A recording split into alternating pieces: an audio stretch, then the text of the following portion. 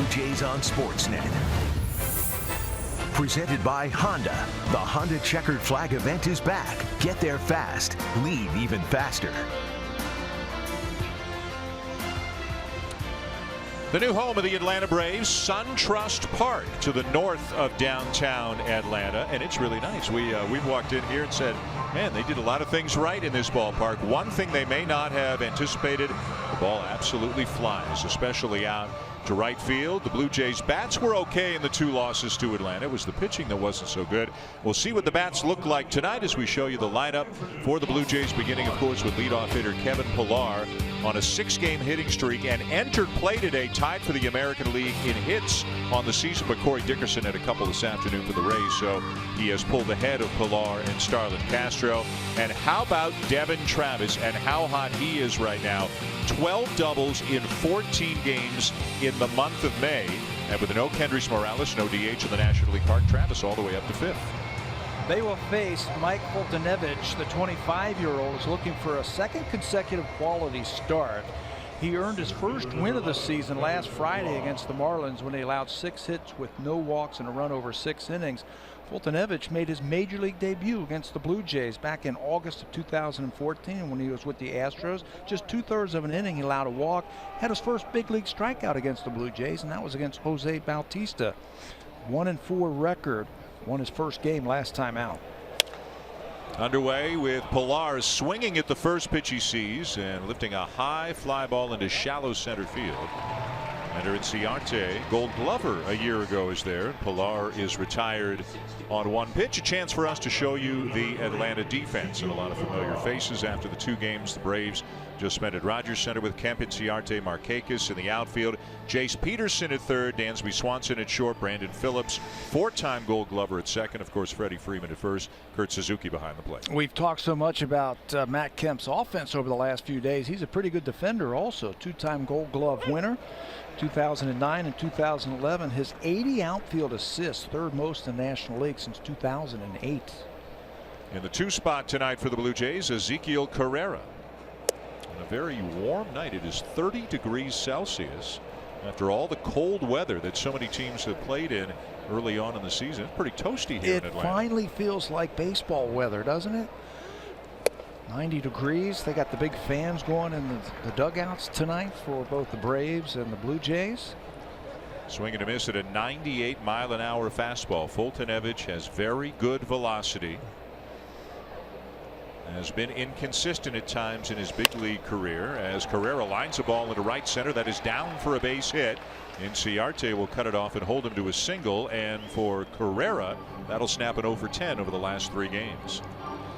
Good 2-strike approach right there from Carrera. You mentioned Foltynewicz's good fastball. He tries to raise that fastball up in the strike zone, catches way too much of the zone, and Carrera's going to bang that base hit. Foltynewicz has got a great arm. Forget about that record at 1-4. He has held those opponents to 2 runs or fewer in 6 of his 7 games this year. And here's Jose Bautista with a 1-on-1 out, top of the first. Bautista with 5 home runs on the season now, 3 of them in his last 7 games.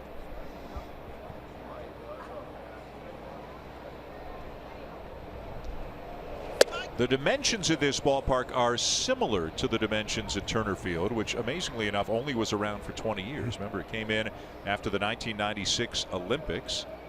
And so the Braves started there in '97, played there through 2016. Here they are with a brand new ballpark, many miles away from where Turner Field was. That was south of the city. This is north of the city, more in a suburban area.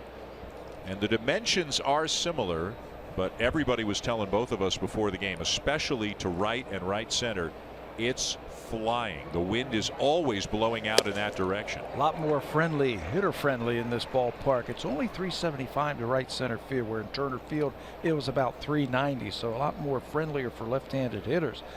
And why not? It's built on Windy Hill Road. That's right. The wind blows out to right field. Shift on, 3 on the left side as Bautista takes low, and it's 3 balls and a strike. And for the Blue Jays, both during batting practice and infield, shagging fly balls, everybody was trying to get as much information about this new park as possible because none of them have ever played here before. Count in Bautista's favor. And a fastball over the outside edge, a full count. Well, he's got a great arm, 95 miles an hour. He's a former first-round draft pick of the Houston Astros. Came here in the Evan Gattis trade, and they really like this kid. There's going to be some growing pains, Dan, and I think there's going to be some growing pains pitching into this ballpark, learning how to pitch in this ballpark. Runner is going as Bautista fouls it off. Well, in 2 starts at home this year, a 7.36 ERA, and 5 starts on the road, a 2.55 ERA. Atlanta as a team, their road ERA is 4.24, kind of middle of the pack. Their home ERA is 5.61, the worst in baseball. That's why I think his ERA over the season of 4.04 is respectable for a young player pitching in this ballpark. Runner going again, and Bautista's popped it up right near the plate. Suzuki, the catcher, has room, and makes the catch 2 down. Well, let's take a little closer look at tonight's starter for the Atlanta Braves, Mike Fultonevich. He's 6'4". He's listed at about 205 pounds. He's got a great arm. His pitch usage, he's going to use that fastball about 57% of the time. He's already hit it about 98 miles an hour. He's also touched 100 in his young career. Slider 25% of the time, curveball and changeup about 10% of the time. And is considered to be a part of their future. They've got so many prospects. Yes. The Braves considered by many people whose livelihood depends on ranking minor league systems and so on. A lot of people have Atlanta ranked #1 right now, right up there with the Yankees, maybe even ahead of the Yankees. And most of their good arms are at AA right now, so they're a couple of years away. Fultonevich, though, they do feel that he's got a chance to be a part of the future. Here's Justin Smoke hitting cleanup. 8 for 18 with 3 homers in his last 6 games. Really swinging well. And unfortunate for him and for Kendrys Morales, as the Blue Jays move into a National League park, they both can't be in there unless somebody's in the outfield. So Morales sits tonight. John Gibbons has already said Smoke won't start tomorrow. And then they'll do the same thing for the 2-game series in Milwaukee next week. Got to deal with it. And the guys were kind of joking around with Gibby before the ball game today. Hey, can Morales play the outfield? He goes, well, you know, he's been out there before. He's played the outfield. And then somebody said, well, can you keep Smoke in the lineup by putting him in the outfield? He says, I don't think that's a good idea. He said, I don't know who's slower in that race if the two of them had a race. They'd like to keep Smoke in the batter's box as much as they can with the way that he's swinging it. And of course, having Morales out of the lineup means you do have him available to pinch hit at a key spot later in the game. Same for Smoke tomorrow. That might work out for the Blue Jays. Remember, he's been dealing with some hamstring problems, and throw him back out there in this hot weather. Maybe it's better that he takes a little bit more time and eases himself back into that the at-bats that the Blue Jays want to get from him. It's always nice to have a guy like that, a switch hitter who can hit late in the ball game. 2-2 the count on Smoke. Overall 281, 8 homers, 25 RBIs. You just saw a curveball right there from Fultonevich. That has a chance to be a pretty good pitch for him. He's got a good breaking ball. It's been a little bit inconsistent though. Chases that fastball running off the outside corner. Fultonevich strikes him out, and the Blue Jays will leave the Carrera base hit aboard. Joe Biagini to the mound for Toronto when we come back.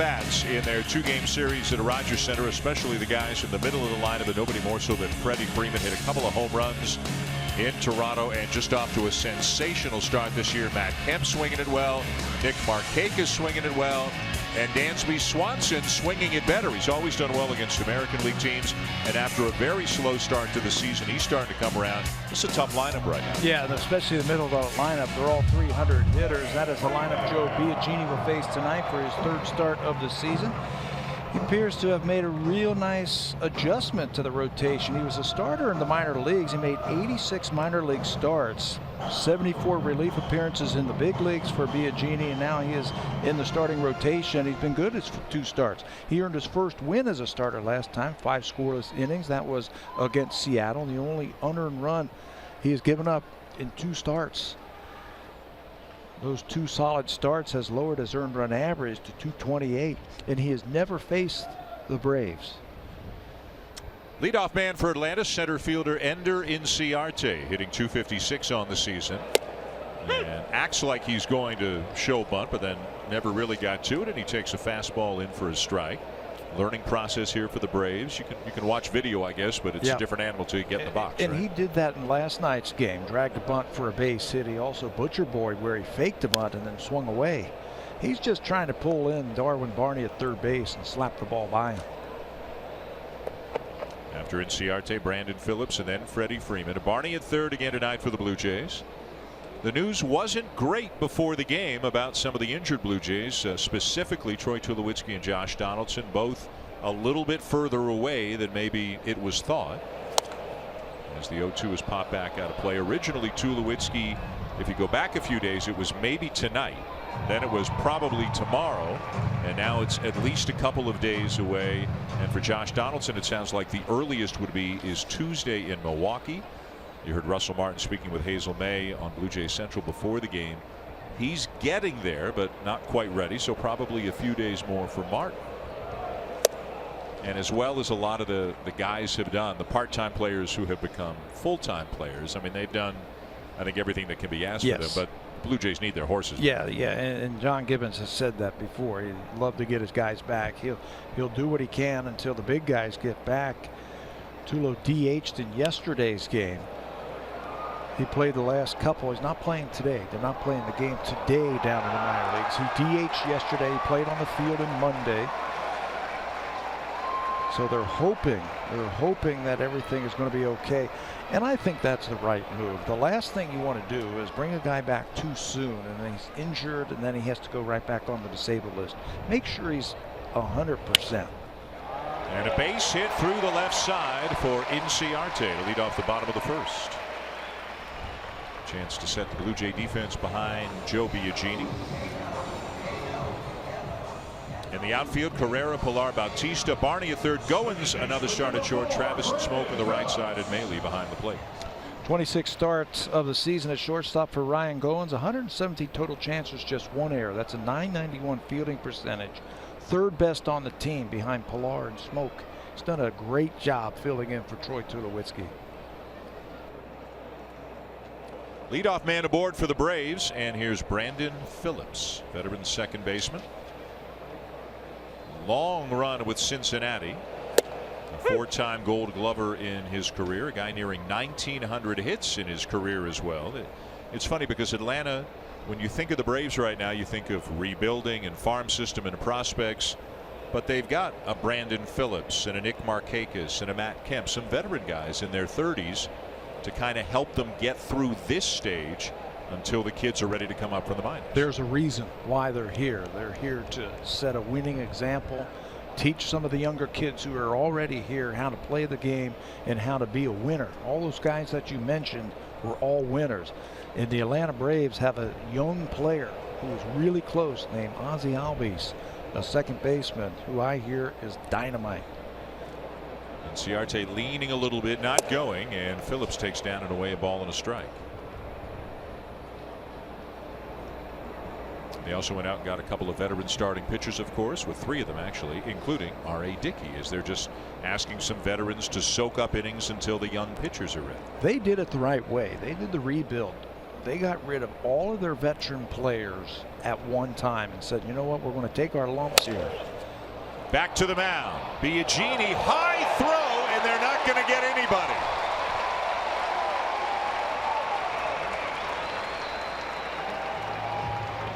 Probably go as an error right there by Joe Biagini. Before a pitcher delivers the ball to the plate with a runner at first base, he will check and make sure he knows who's going to cover on a comebacker.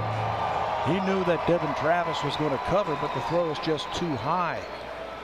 He's throwing uphill once he catches it on the side of that mound, and the wild throw allows Inciarte to be safe. So fielder's choice E1. Good throw. Maybe they have a chance for two. Certainly they get the lead runner. Instead, it's first and second, nobody out. And one of the game's hottest hitters at the plate in Freddie Freeman. Freeman with a home run in each game in Toronto this week. He's got 14 home runs. He is the major league co-leader in that department. And look at the slash line, as they say, the batting average, the on-base percentage, the slugging percentage, just huge numbers for a guy who deserves to be mentioned among the very best hitters in the game, I think, but doesn't often. Sometimes it seems like he gets left out of that conversation. I don't know if it's because the Braves haven't been very good over the last couple of years. He put together an outstanding season last year. He was injured 2 years ago. But for Freeman, you're right. He is one of the better sluggers in all of baseball. He's one of the better hitters in all of baseball. He just doesn't get the pub that a lot of the guys get. He started last year by saying, you know what? I know I've got power, but I've got to be a good hitter. I've got to be able to take the ball the other way. Started hitting the ball the other way, sprays the ball all over the field, but he never lost his power. He can hit the ball out in left field like we saw in Toronto. They're the home run leaders in all of baseball. Freeman, Judge at the top with 14. And he can turn on a ball. If you make a mistake on the inner half, he can turn on the ball and hit it out in right field. I think more so than anybody on the Braves, he's going to love hitting in this new ballpark. It is well suited for his skill set. 3-0. Can't assume he's going to be taking here. Ball 4. How about that? Bases are loaded with nobody out here in the first inning against Biagini. Well, John Gibbons was talking about it today. He was saying that we just could not stop this team. We would come back, we would get a little bit closer, and we just couldn't contain this team offensively. They would score some big runs for him. And the guy who did a lot of the damage is coming up now with the bases loaded, nobody out. Matt Kemp, who's off to a big start this year. He's hitting .348. He went 6 for 9 in the 2 games in Toronto. He has 6 career grand slams. Guy who had a big year last year too. Between San Diego and Atlanta, slugged 35 homers. And boy, did the Blue Jays need a ball on the ground and a chance to turn 2 and, in theory, minimize the damage here this inning. They'll trade a run for a couple of outs right now. When you're pitching like this, you're just looking for anything. An atom ball, a pop-up, a strikeout, a ground out, just something to record it out. 2-0. 6 straight balls thrown by Biagini. And this has not been what Biagini has been this year. He comes into the game tonight having walked only 3 batters in 27 2/3 innings. That's been the impressive part about Biagini. He doesn't get flustered or anything like that. He just pounds the strike zone with his cutter and his two-seamer.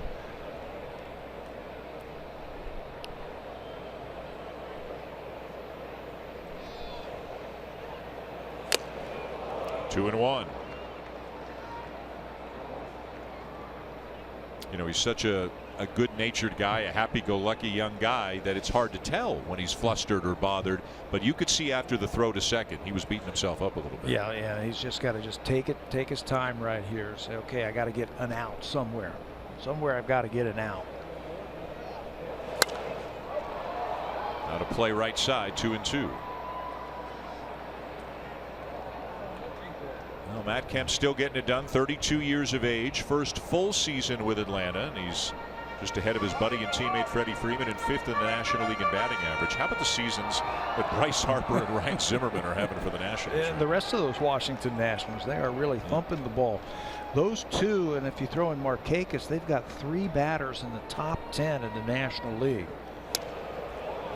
The last time the Braves had 3 batters in the top 10 in the National League, we got to go all the way back to June of 2003.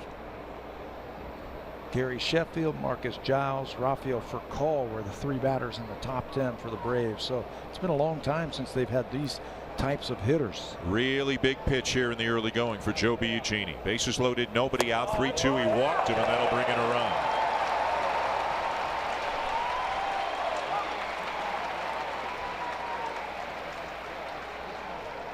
That's got to bring somebody to the mound, doesn't it? Pete Walker's got to go out there and just calm down his young right-hander.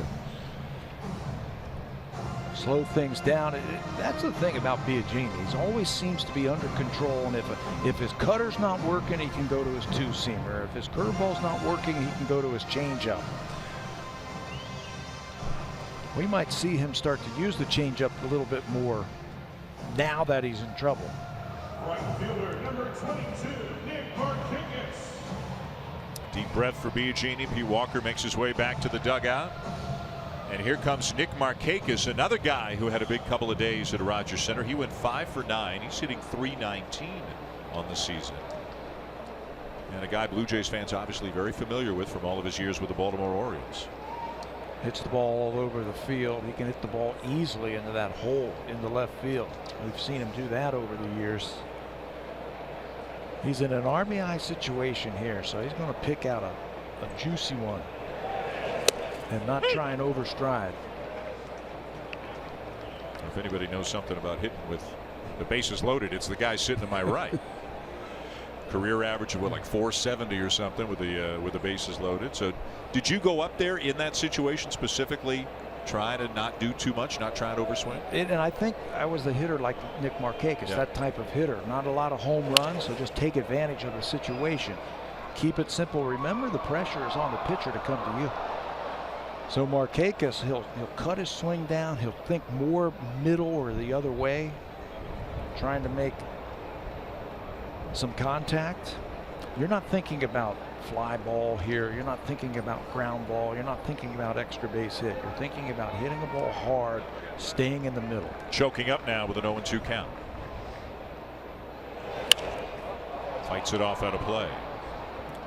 Well, Markakis now in his 12th major league season. If he stays healthy, somewhere in July probably, he'll go over the 2,000 hit plateau in his career. He is 11th among active players in hits. He is 8th among active players in doubles. I don't think I would have guessed either one of those. And another one of those underappreciated guys in the major leagues. Spent his whole career in Baltimore before he came here. Out of the limelight. And a great defender, too. 0-2 again. Fly ball to left field. Carrera going back, and he can't get there. It's over his head and off the wall. A fair ball. Throw to the plate, and not in time, as 2 runs will score. Juggled at the plate by Maile. It'll wind up being a very long single for Markakis. Everybody had to wait and see if the ball was going to be caught or not, but it'll still bring home 2 more runs for Atlanta. Before Markakis came to the plate, Ezequiel Carrera asked for some sunglasses. The sun just hasn't set down the left field line yet, and he looks up into there and really had no chance on this ball. Just kind of flailed at that line drive down the left field line. I don't know if he didn't see it or what. Freeman's going to be safe because Maile dropped the ball. But the effort right there, just kind of threw his glove up there, hoping that that ball would go in, and it ended up being fair. Looked like a guy who's never played in this ballpark before, didn't he? Like he just didn't know how far away from the wall or the stands he was. And I think the Blue Jays, although 2-run score, I think they catch a break that Kemp didn't go to third. I mean, that ball eluded Carrera and then bounced back in towards the infield. I don't know how. I don't know how Kemp didn't get to third, because Markakis was halfway to second. He was waiting to go to second, but he had to retreat and go back to first. You know, not knowing the field, I don't think that's an excuse, because Gibby was talking about that today. They were talking about, hey, when you're in a new ballpark like this, what are some of the things that you can do? Now a drive off the bat of Kurt Suzuki to deep left field, and it is 6-0 Atlanta.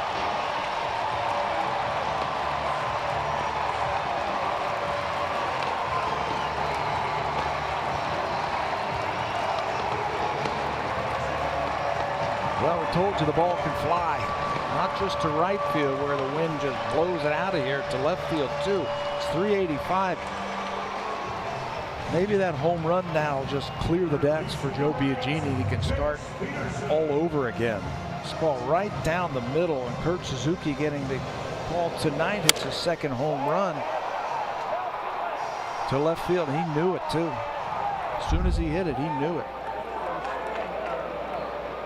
Well, there was just no way to see this coming, the way that Biagini threw in his first couple of starts. Jace Peterson takes a strike. 6 batters in, 6-0 Braves. Not a good way to get the road trip off. Blue Jays gave up 19 runs in the 2 games to the Braves in Toronto, and they're starting already. And the bullpen is up for the Blue Jays. Dominic Leone starting to throw, and obviously this is worst case scenario. I mean, to risk having to go through your entire bullpen with another game tomorrow, the way Atlanta's swinging the bats, and then a series against Baltimore at Camden Yards over the weekend. This can kind of force you into some roster moves you don't want to make. Well, right now you got to push Joe Biagini. Joe's got to find it. He's got to give you some innings tonight, get you a little bit deeper into this ball game.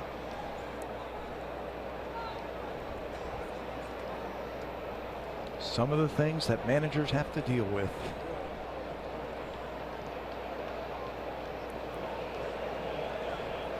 Oh, and 2 the count on Peterson, the third baseman, as he takes high. First batter, Inciarte. Biagini got ahead of him, and Inciarte, just a good bit of hitting, fought off a pitch away and bounced it between third and short into left field. Then the comebacker to the mound that had Biagini made a good throw might have been a double play.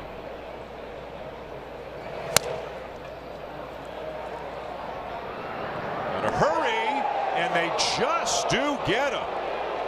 Man, oh man, and Brian Snitker says, hang on a sec. We may want to have a look at that. Peterson flying down the line. And Atlanta considering whether they want to ask for a replay review of this play. That ball took forever to get to Devin Travis, and Jace Peterson, give him credit, flies down the line.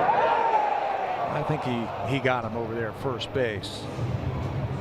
And the Braves agree. They will not ask for a review. Shortstop, number 7. That's how you play the game. I don't care what the inning is or the score. Soft roller, try and beat it out, put the pressure on the defense. You were just talking about the error by Joe Biagini on the throw back to second base. I think that's where things kind of came undone for him just a little bit, because he lost and walked the next 2 batters. Home run clears the decks, and now you can start all over again. Here's Dansby Swanson. Unfortunately, you're starting all over again, down a half dozen runs right that's the bad news. Yeah. Swanson, former first overall pick by the Arizona Diamondbacks in 2015, was part of a trade that saw Atlanta send Shelby Miller to Arizona prior to last season. And Swanson did well last year with Atlanta when he came up late in the season as a rookie, but then got off to a very slow start this year, but is starting to come around right now. He's on an 8-game hitting streak, hitting .345 in that stretch, still hitting under 200 though at 194.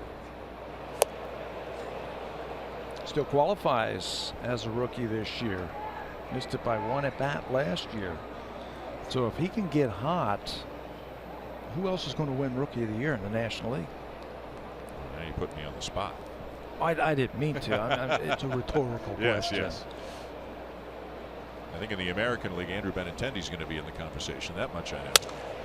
There's a swing and a ground ball right at Travis, and he'll unload in a hurry to make sure he's got plenty of time. 2 down.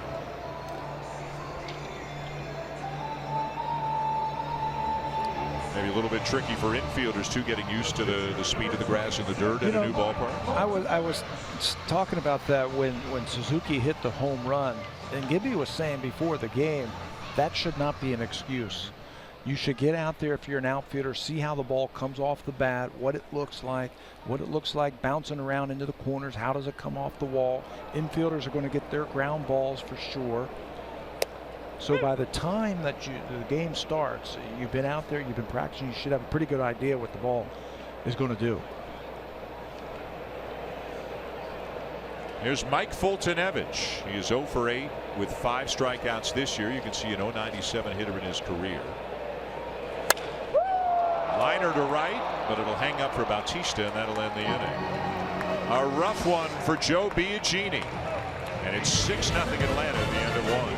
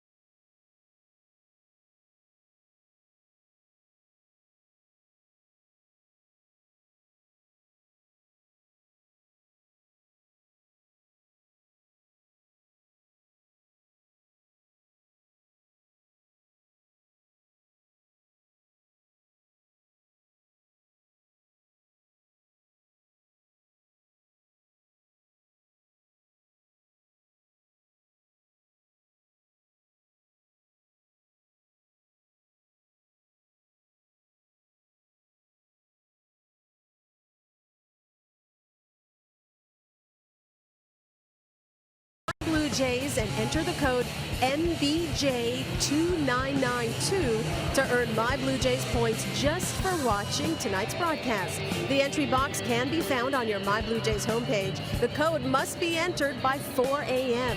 Look for a new code tomorrow. Dan. All right, Hazel, thank you. A lot of Blue Jays fans. Some of them were on our planes, the various planes that the broadcast crew came down on from Toronto. We saw some Blue Jays fans in the Toronto airport, again here in Atlanta. They're hoping for things to get a little bit better than they were in that first inning. Atlanta with a 6-0 lead and some long faces on for those Blue Jays fans. A struggle for Joe Biagini. The hot Devin Travis is going to lead it off here in the second. This has been a tough place for the Blue Jays to play in Atlanta versus the Braves.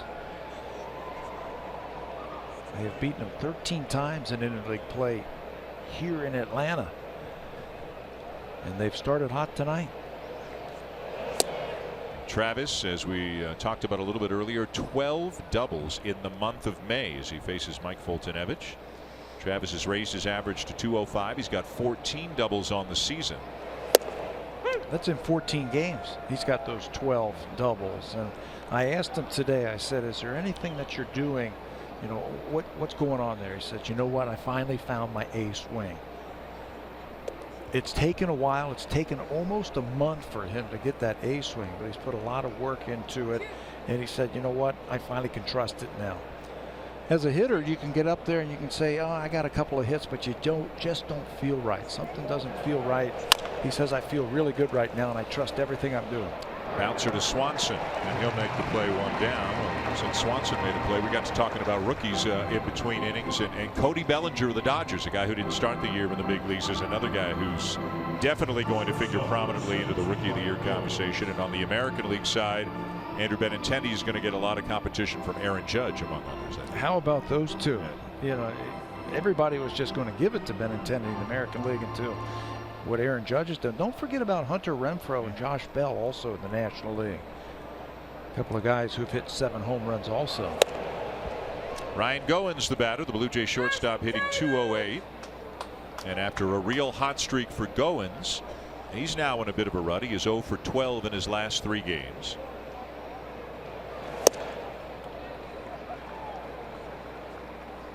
That's why I contend being an everyday player in the major leagues is one of the toughest jobs. To go out there day after day after day, put up your 4 good at bats, and then produce.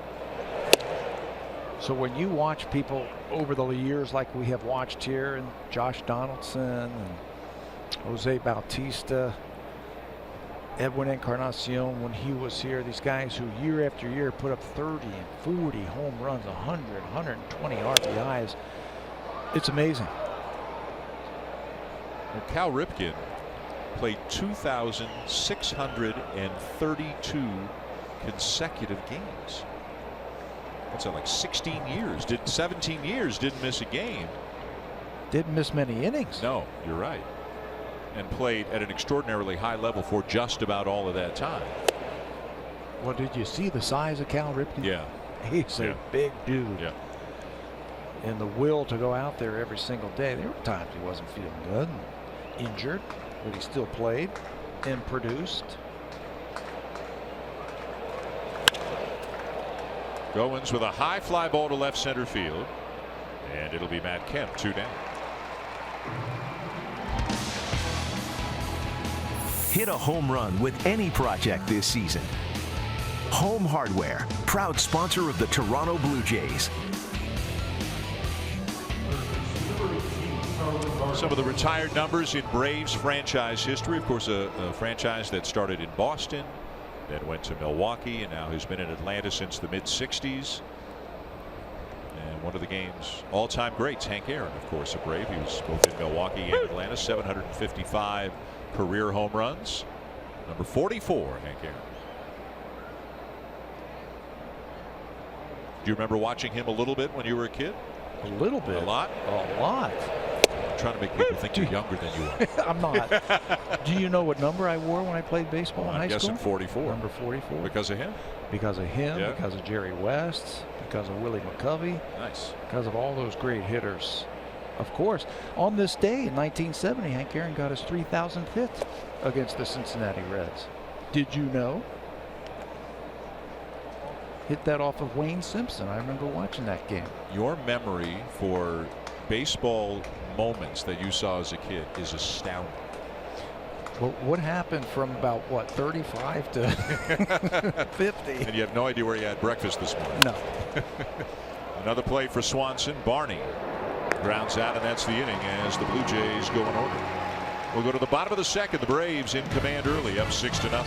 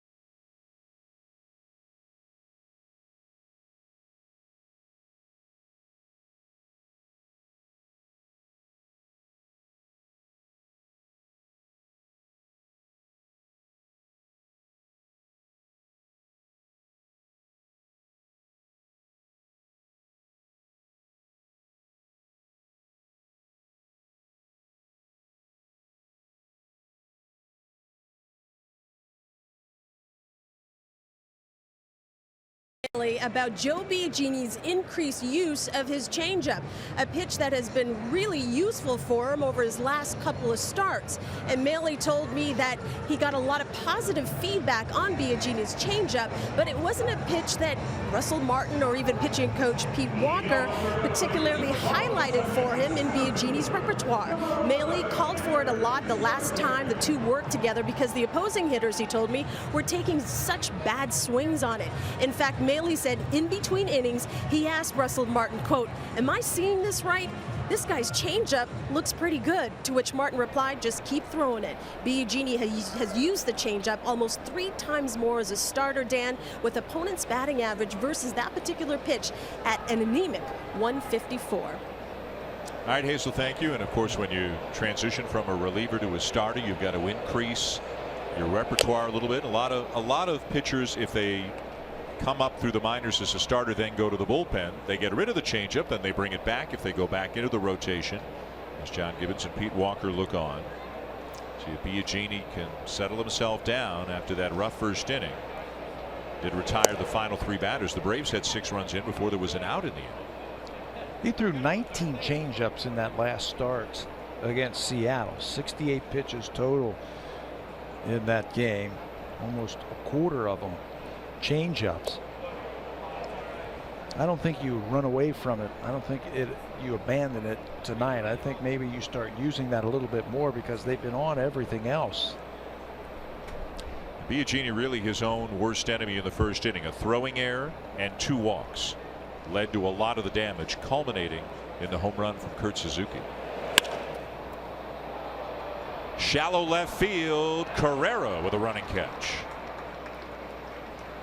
I think if he just makes better pitches, everything has been up so far for Biagini.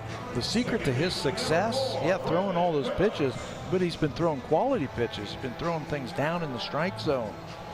That first inning, a lot of stuff was about belt high. As Brandon Phillips reached on a fielder's choice. Phillips was the batter, hit the comebacker where Biagini made the throwing error to second base.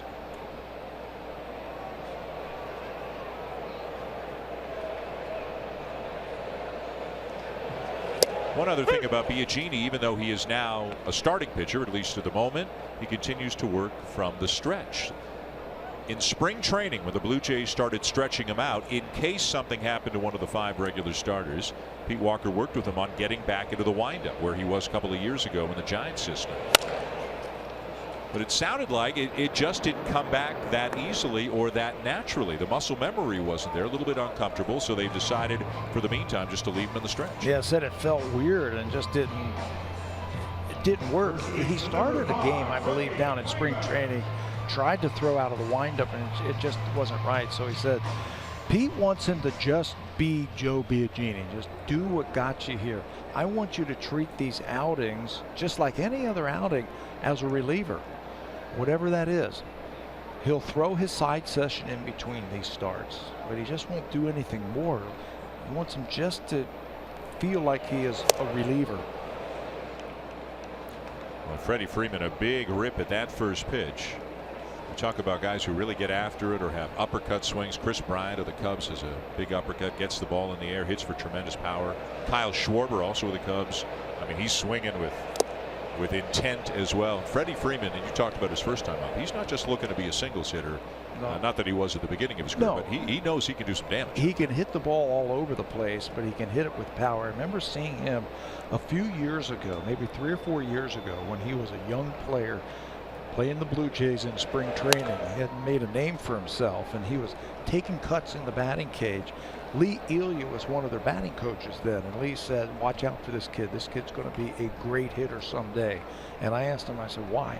He says he's got strength and he's got power, but he knows how to hit. He can hit the ball the other way. He can handle any pitch thrown to him. It's going to take him a couple of years to get used to major league pitching. And he had a great year last year. Averaged about 20 home runs per season until last year when he hit 34. And as we mentioned his first time up, he's already got 14 this year, the major league co-leader. His OPS is over 1,200 right now. Only Bryce Harper has a higher OPS than Freddie Freeman. And this is the way he was August, September last year.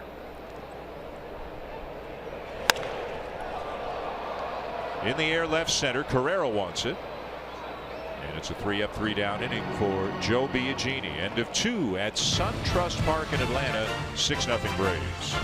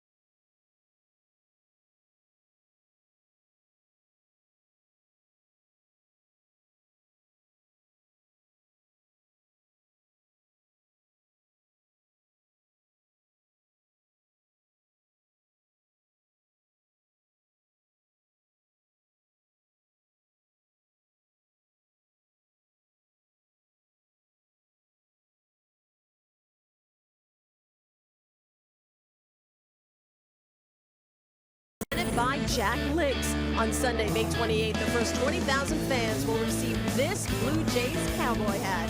Don't forget, you can enjoy pregame performance by Southtown in the WestJet flight deck. Southtown, by the way, led by lead singer Jordan Gibbons. You got it, the daughter of manager John Gibbons. For tickets, visit BlueJays.com. Dan, when I told manager John Gibbons that we would be promoting his daughter's band, he just beamed with pride. If to most people he may be the manager, but he's a dad, just like every other dad. That's right. Top of the third, Atlanta 6 and the Blue Jays nothing. Luke Maile will lead it off. Maile has done a very nice job behind the plate, but as the numbers show, it has been an immense struggle for him at the plate. 1 for 33 with the Blue Jays. Mike Ullman has started a couple of games. He's had a couple of hits. Maile considered the superior defensive catcher, as Joe Biagini is moments away from getting his first major league at bat. Looks pretty good right there, taking those pitches. He looks pretty good in the on-deck circle, taking those pitches. Yeah. Take a picture of that. He last hit in Double-A with the Giants a couple of years ago and went 2 for 20, both singles. Maile gets jammed, and it's booted out at short by Swanson, who will be charged with an error, and that will likely mean Biagini's going to be bunting instead of swinging. We saw this in Toronto with Dansby Swanson, the new shortstop. He's a young shortstop, so he tries to go a little bit too quick, and he had plenty of time here. Watch the hands. They came up a little bit too quickly. Instead of watching the ball into the glove, make sure you catch it. The hands come up a little bit too quick, and that will be his 8th error of the season. So Biagini up there to bunts, and bunts it foul. Got a piece of the catcher Suzuki, and then it goes to the backstop. I think he looked a little bit more comfortable taking in the on-deck circle than he did on that first bunt attempt. Yeah, now he's got to go up there and make contact and do something. Tomorrow night in the second game of the series, Marcus Stroman will be on the mound, and you know he is itching for an opportunity to hit. We saw that earlier this year. He's batting 1,000. Yep. Biagini gets it down and gets it done. A sacrifice in his first big league plate appearance. Moves Maile to second. That away, Joe. Look like you've been doing it your whole career. He bunted it properly to the right side of the infield. He made the first baseman field that ball. Freddie Freeman had some ideas of maybe going to second base and getting that lead runner, but thought better. Look at that. Lots of high fives. I think they're trying to cheer him up a little bit too.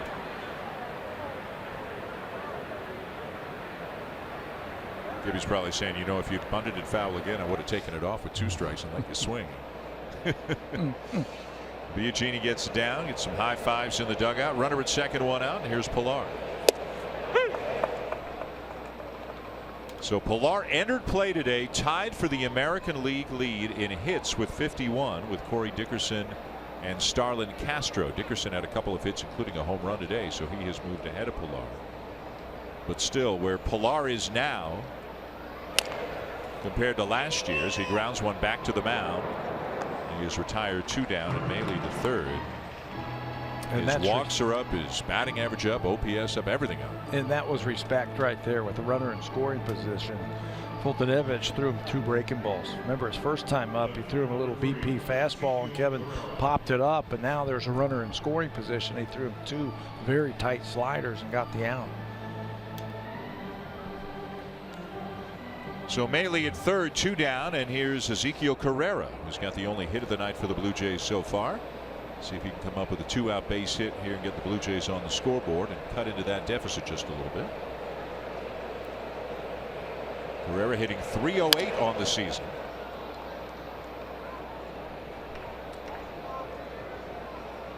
The Blue Jays with a 4-man bench tonight. One of them, Morales, not DHing because the Jays are playing at a National League park. Also Chris Coghlan, Mike Ullman, and Daryl Siciliani. So it's an 8-man bullpen for the Blue Jays tonight.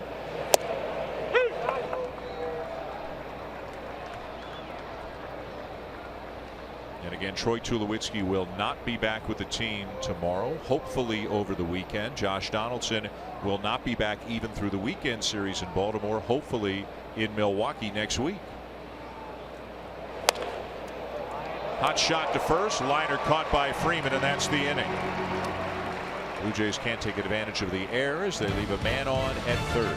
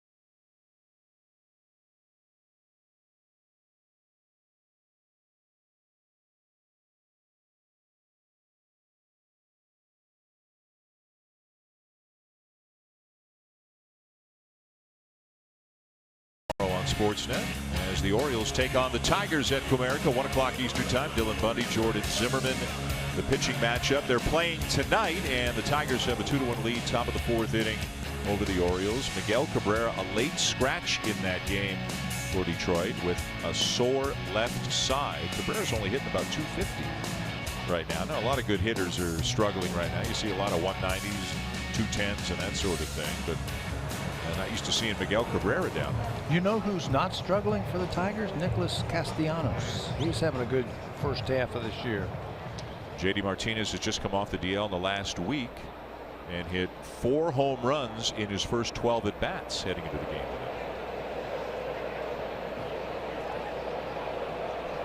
today. 6-0 Atlanta. Bottom of the 3rd. Matt Kemp leads it off. Walked with the bases loaded in the first inning. One of 2 walks issued by Biagini. For Kemp, his 23rd RBI on the season. This team really took off after they got Kemp from San Diego at the trade deadline last year. The Braves won 20 of their last 30 games. A lot of it had to do with their offense, especially Matt Kemp in the middle of that lineup doing his thing. Freddie Freeman got more pitches to hit. Kemp had a good finish. The curveball there by Biagini, and it's 1-2. Do you take September, good streaks in September by teams that are out of contention? Do you take those seriously heading into the next year? I don't see why not. It's not like spring training. Spring training, I don't put a lot of credence in what happens in spring training, the numbers or anything like that, but it's still Major League Baseball. Guys are still trying to get you out, pitchers. It's a good way to build on this year. Finish up last year strong and build for this year.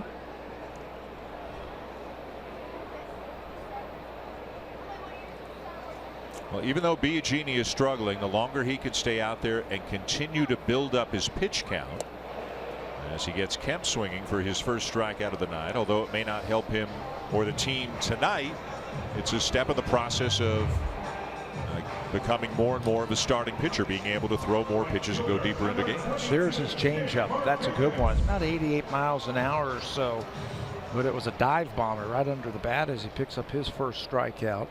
But you're right. You need him to get out there. They're going to push him up into the 80s and then let him go from there in terms of pitches.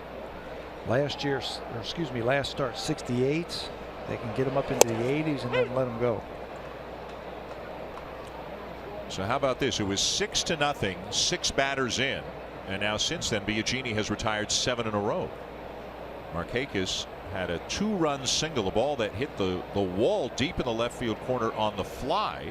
Well, because a couple of the Braves base runners weren't sure if the ball was going to be caught or not, he had to settle for a single because Kemp could not get from first to third on the play.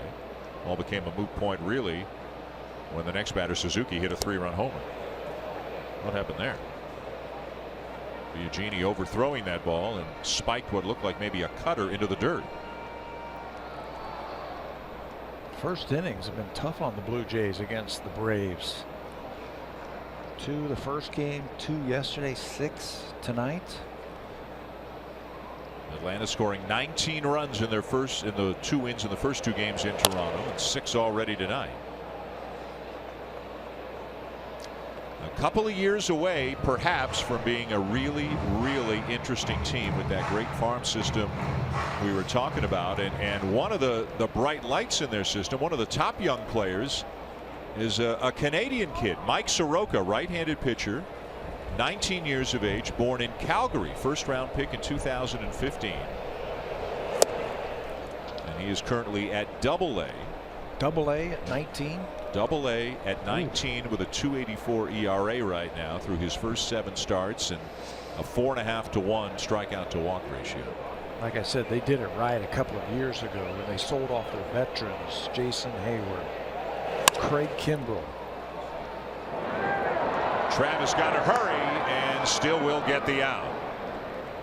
Evan Gattis, Andrelton Simmons. I mean, the list goes on and on and on. They said we're going to trade him for some of the best prospects in the other team's system, and said we're going to start from scratch.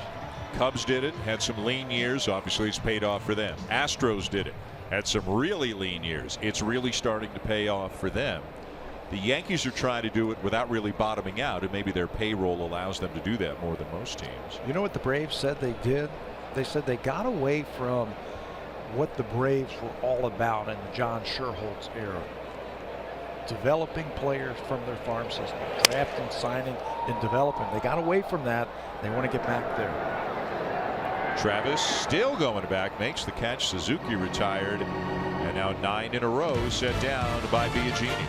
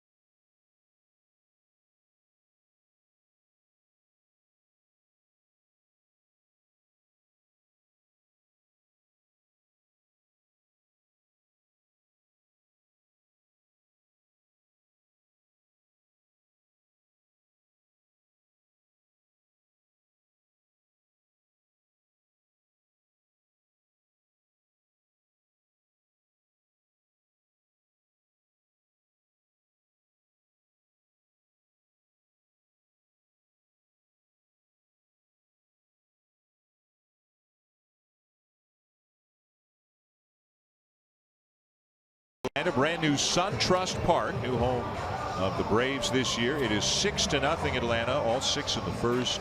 Capped by a 3-run homer by Kurt Suzuki off Joe Biagini, who's now retired 9 in a row. The Blue Jays do not have very much to show for their efforts against Mike Foltynewicz so far. Just 1 hit through the first 3 innings. Suzuki with the big home run that capped that 6-run first. Foltynewicz hasn't walked a batter. He's got 1 strikeout.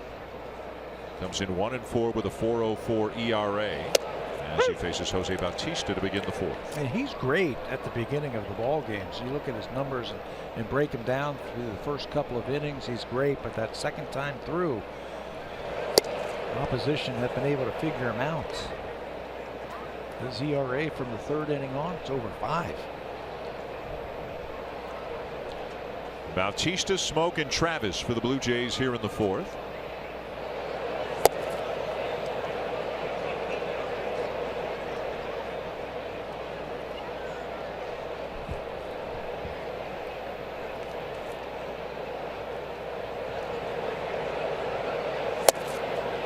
The outside corner, 3 balls and a strike. Bautista had a 3-1 count on him in his first at bat. Wound up popping up to the catcher Suzuki in foul territory on a full count pitch after a couple of foul balls.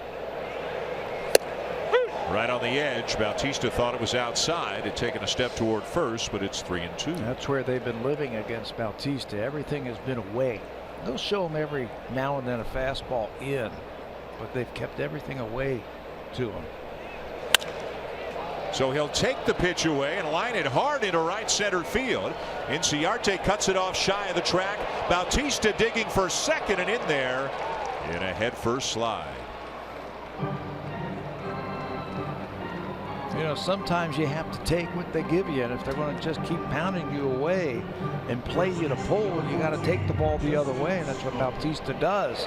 Fastball away, and he splits him right into the outfield. And he's thinking too, as soon as he dropped that bat, he was going to force Inciarte to throw him out, and he can't. Inciarte had 14 outfield assists last year. He only has 2 this year. Bautista hustles himself to a double. Here's Justin Smoke, and a big swing and a miss at a fastball up and away. It's 0-1.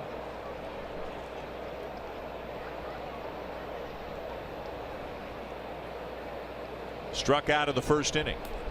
6-0 Atlanta, top 4. On a warm night here at SunTrust Park. Another big swing and a miss, this time at a breaking ball. Smoke has been good because he hasn't gotten really long with his swing. He's stayed short.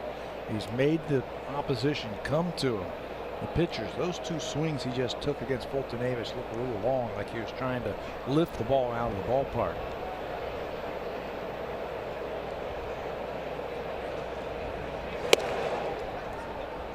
See, Suzuki wanted that fastball in on the hands of Smoke, and he missed. Foltynewicz missed up and away. 100 miles an hour with that one. Reached back for a little something extra. And he missed his spots. He's better when he's 94. 92, 94 in that area because he's in the strike zone then. You saw right there, he just tried to reach back for a little something extra and missed by a mile. Former first-round pick of the Astros back in 2010. Foltynewicz had to have surgery in September of 2015. Had part of a rib removed. Was experiencing blood clots in his throwing arm and had to have a procedure to alleviate that. And some elbow trouble last year when he went 9-5 with a 4.31 ERA in 22 starts with the Braves. Won his first game last time out. And a respectable earned run average. He hasn't given up more than 2 earned runs in 6 of his 7 starts this year. He had one really bad one a couple of starts ago against St. Louis. Smoke with a high fly ball to right center field. Gave it a ride. And Smoke has hit it out. A 2-run homer to right center has the Blue Jays on the board, now trailing 6-2. You know, I ran into Smokey in the locker room today and I said, have you been out on the field yet? And he said, no. I said, you know about this ballpark? I said, this is going to be a good ballpark for you. And he said, yeah. He said, R.A. Dickey was telling me that he thought he was leaving a hitter's ballpark and he was coming to a pitcher's ballpark. Not so. He said this is a pitcher's ballpark, especially for left-handed hitters. Shortened up with 2 strikes on that one and gave it a ride. Number 9 on the season for Justin Smoak. Now Devin Travis. You know, when you've got a big fastball, you think you can throw it by some major league hitters, but if you don't put it where you need to, this is going to happen. Up the middle, that's a base hit for Travis as he hits a screaming liner right by Fultonevich. And all of a sudden this game has a different complexion to it than it did just a short while ago. Blue Jays, they always seem to come up with big hits, and they always seem to make, I don't care what the score is, they seem to make the games exciting. Fultonevich has got the great arm, but those last 2 pitches have been up. There are the numbers that I was talking about. First time through, really good. Second time through, not so much. 341 again from innings 3 and higher. His ERA is almost 5.5. And manager Brian Snitker, trainer out to make sure Fultonevich is okay after that Travis liner did hit him on the way into center field. Looked like he swiped his glove at it, but evidently it wasn't his glove. Maybe his thigh or his hamstring that got it. Yeah, right? that's where it looked like it glanced off his leg. So the Blue Jays with 2 runs in on the home run by Smoak. Justin Smoak, the team leader in home runs and RBIs at this point of the season. Travis aboard, still nobody out. And here's Ryan Goins. Devin Travis has been hitting the ball hard and hitting it back through the middle into the gaps in left center field, right center field. Takes this one back through the middle, and it just glances off the back left leg of Fultonevich.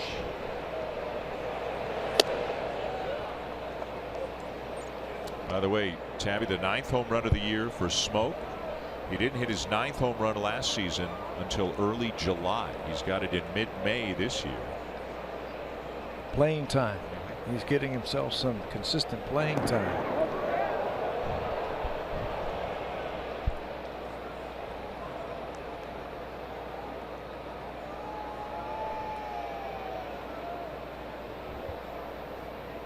Goins with a fly ball to left field his first time up. 6-2 now the Braves lead the Blue Jays. There's a ground ball off the end of the bat to short. Swanson to second. They'll get 1, and that's all. Goins aboard on a fielder's choice.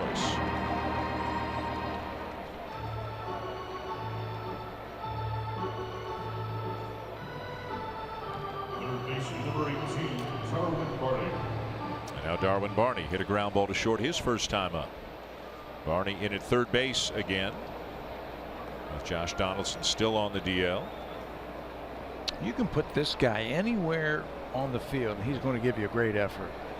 He always seems to come up with something to help you win a game. Playing some third base here. He's familiar with Atlanta. Spent a lot of years over in the National League. He's going to give you a great at bat too.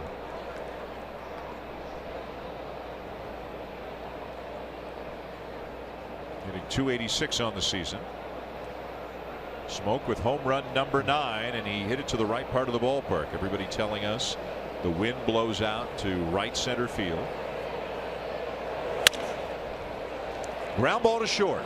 To second one. Barehanded by Phillips, and they'll turn the double play. Pretty fancy stuff for the 4-time Gold Glover, and that will end the inning. But the Blue Jays are on the board. Justin Smoak stays hot. Now Atlanta 6 and the Blue Jays 2.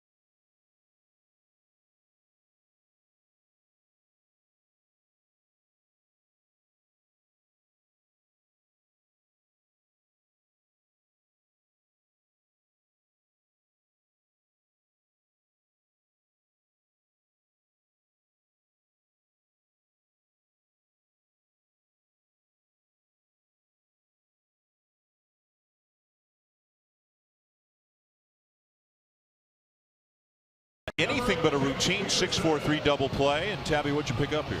Well, first of all, it was a great play by Brandon Phillips with the bare hand, but I thought he pulled his foot before he caught that ball. Almost impossible to catch the ball and throw it flat-footed the way he did. Is his left foot on the base when he catches the ball? No, it's not. Right. So I think the Blue Jays, if they had a little bit more time, they would have been able to take a look at that and say his foot was not on the base. 6-2 Atlanta going bottom 4. This is Jace Peterson. Going to try to bunt his way aboard, but he pushes it foul. Not many guys, not many second basemen in baseball would barehand that play, like leaving the foot out of it for a moment, would barehand that play, but he's always been a flashy player. You live in Ohio, you saw a lot of him play with the Reds, but that's also his internal clock going, thinking about how quickly he's got to get the ball to first. And the ball wasn't hit that hard. Yeah. I think he understood that he had to do that to get the out, that if he used his glove, he wasn't going to get there in time. It's another changeup from Biagini, misses down and away. Well, you wonder how different things might have been or might be in this game had Biagini made a good throw to second on that comebacker. Even if they don't get 2, if they just get 1, did that throw unnerve him? Yes. And I mean, he'll talk about it after the game, but you got to believe it did. He walked the next 2 batters. Yeah, that's the first thing I thought of. Just watching his body language and his reaction after that high throw unnerved him just a little bit. He ended up walking Freddie Freeman and then Matt Kemp right behind him. Good curveball and a swing and a miss, 1 down. But since that home run, remember I told you clear the decks and all of a sudden you clear your mind? He's been great. 10 in a row. Using the curveball here to get Jace Peterson. He's used his changeup just a little bit more. He's throwing quality pitches down in the strike zone.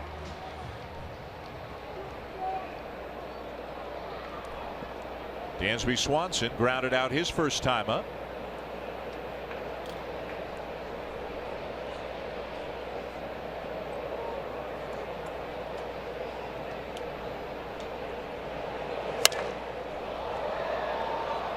And lifts one into shallow right center.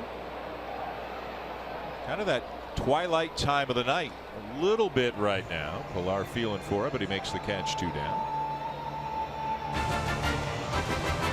The all-new 2017 CR-V. With revamped cargo space, it's the biggest fan yet. Honda, official vehicle of the Toronto Blue Jays and proud fan since 1977. 2 down, bases empty. Atlanta batting in the bottom of the 4th, leading the Blue Jays 6-2, despite the fact the Blue Jays are out hitting the Braves 4-3. So Tabby, first time here. You love ballparks. We counted up the number of ballparks each of us has been to in our lives. What do you think of this place? You like it? I think it has everything that the modern ballpark needs. You can walk completely around it without leaving the stadium. That's a big thing. Kids nowadays, they want to come to the game and they want to walk around, and all they can do is they can keep walking around. They've got restaurants. It looks like they've got some nightclubs and some meeting places out here. Hotels going up. Yep. Hotels are going up. And they call the area the Battery, and they're building all around the ballpark now. Probably all will be ready by next season, you would imagine. Tell you what they have is the biggest scoreboard I have ever seen in my life. I'll tell you, if you've got a batting average of 0 like Mike Fultonevich has right now, I sure wouldn't want to see that at that size. That is the biggest I've ever seen. I thought the one at Turner Field was big. Swing and a miss. Biagini with another strikeout. He's now retired at 12 in a row. Time now for an update. Here are Jamie Campbell and Greg Zahn in the Samsung broadcast studio.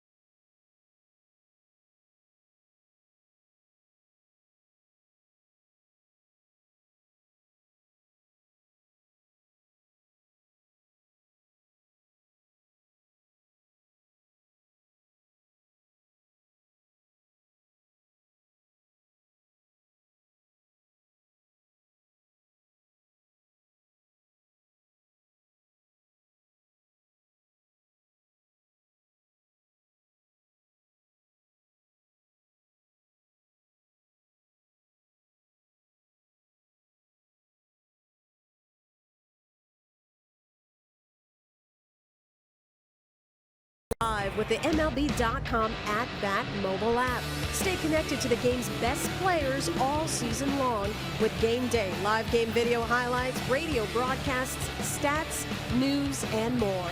Download MLB.com At Bat today. It's your #1 app for live baseball. Back to Dan Shulman and Pat Towler. Hazel, thank you. And as we go to the top of the 5th inning, this is between innings. John Gibbons talking to Joe Biagini, who's due up second this inning. And is that going to be the end of the night for Biagini? I think it is. Biagini got strong. Just that one bad inning, as you see Aaron Loop start to warm up, and that's always a key that his night is over. It's interesting because you understand they're down and he's due up second and you don't want to give it out away. Part of the process, though, is stretching Biagini out so that he can pitch deeper and deeper into games. He threw 68 pitches last start. He's at 67 right now. But John Gibbons looks like he is opting to take him out of the game, get a pinch hitter up there, and go to the bullpen. Luke Mailey's going to lead it off. You know, part of it is, too, Dan, that you're thinking about, remember how down he looked after he made that error, and then how down he looked when he came off of the mound in the first inning? Well, he rebounded, what, 12 in a row? Yep. So now he's feeling pretty good about himself. So you take him out of the game when he's feeling like that, and maybe you're building something for his next start. Popped up, shallow left field, and it's going to fall between the left fielder Kemp and the shortstop Swanson, and Mailey bloops one in there for a base hit. You know, I thought Dansby Swanson had no chance of catching that ball, and I think that's an instance where he should have just laid off of the ball and just let Matt Kemp come in and get it. He went travel far out there, and Kemp knows that he's coming, and there's a little bit of a collision out there where if he just lets him go, Kemp can just run underneath that ball and make the out. So that's an instance where being a little bit too over aggressive can hurt you. So the Blue Jays will take it. A bloop single. Mailey will certainly take it. He's aboard to begin the inning, and here's the pinch hitter, Daryl Siciliani. With Steve Pearce going on the DL, the Blue Jays needed another outfielder, another position player, and they bring up Siciliani, who so far this year at AAA Buffalo really has been struggling. Just a 145 average, 11 for 76. He told me today, he said, my first 50 at bats at AAA, I had no idea what I was doing. Every time I came up to the plate, it seemed like it was 0-2. The ball looked about the size of a golf ball. I had no feel of getting hits. He said, my last 10 games or so, I've started to hit the ball really hard, and I'm starting to feel it again. A career 283 hitter in the minors. Last year at Buffalo, he hit 266. 27 at bats with the Blue Jays last year, went 3 for 27. Remember, he tore it up in spring training last year. Yep, and almost made the club. Well, he said his last 10 at bats, he said, I hit the ball hard 7 times. He said, if I get a chance tonight, I'm going to be swinging away. I'm going to get my 3 hacks when I get up there. If I pinch it tonight, I'm going to try and take advantage of it. Fouls one off to stay alive at 1-2. So Biagini winds up going 4 innings, gives up 6 runs, 5 earned. All the runs scoring in the first. He finishes his night by retiring the last 12 he faces. In and out of the mid of Suzuki, so Siciliani's still at the plate. He's getting his hacks in, isn't he? That's what he said he was going to do. With Jacoby looking on.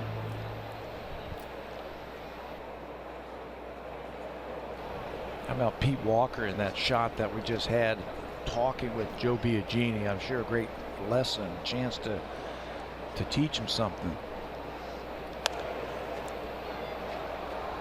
Always teaching, always trying to show him something in the game, even though his night's over.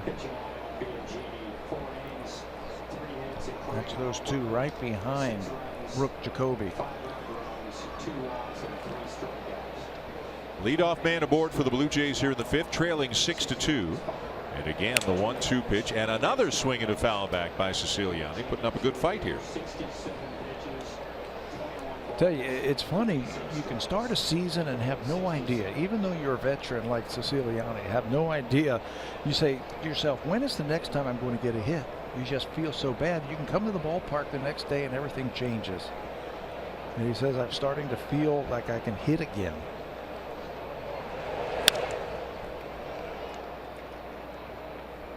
It's more mental than we, the non-athletes, realize, right? It's mental, but you feel it too. Yeah. There's just your bat's just a little bit quicker. You're seeing the ball just a little bit longer. It's just a feel.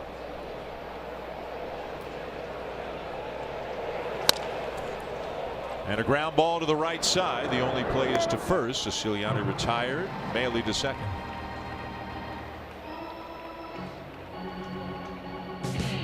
Well, so a real mixed bag for Joe Biagini. A disastrous first inning, but then after the first 6, reach and score.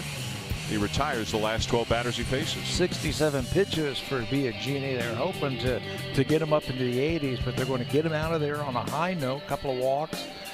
They came around to score in the first inning. That was Freeman and Kemp. But since that home run from Suzuki, he finished strong. He struck out 3 of the final 6 batters that he faced. Here's Kevin Pillar.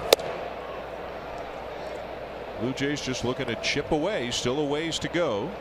Justin Smoak with a 2-run homer last inning to get them on the board. Base hit here for Pillar. Could get Maile in with a run. Pillar 0 for 2 tonight, hitting .309 on the season. He is 1 home run away from matching his total from all of last year. He looks like a different hitter, doesn't he? At the plate, so confident. I asked him what the difference was between the Kevin Pillar we saw a couple of years ago when he first came up and the Kevin Pillar we're seeing now. And he's saying, you know what? I can look for pitches now. I understand what it is to have a plan when I go to the plate, look for certain pitches and then go. When I first came up, I was just swinging at everything. He has said he was afraid of getting into 2-strike counts because he feared the strikeout. He wanted to do anything he could to avoid the strikeout. So that's one of the reasons why he was so aggressive. But now he said he's come to terms with the strikeout. And he said the funny thing is I'm actually not striking out anymore, even though I'm taking more pitches. That's how it happens. And you know what else happens? You start finding a lot more holes and you start getting more base hits. In the American League, .331 average as a leadoff hitter, 3rd best in the American League. The doubles tied for 1st. And the hits, all of those great numbers as a leadoff hitter. Well, he wanted to be a leadoff hitter. Well, he's taking that job. That's an example right there of a pitch he might have swung at a year ago. Oh, easily. Yeah. He said to me the other day, he said, if they threw it in the other batter's box, I was swinging. He's worked the count full. On pace to walk about twice as often as he did a year ago. He's never going to be a 100 walk a season guy or anything, but the walk rate is up.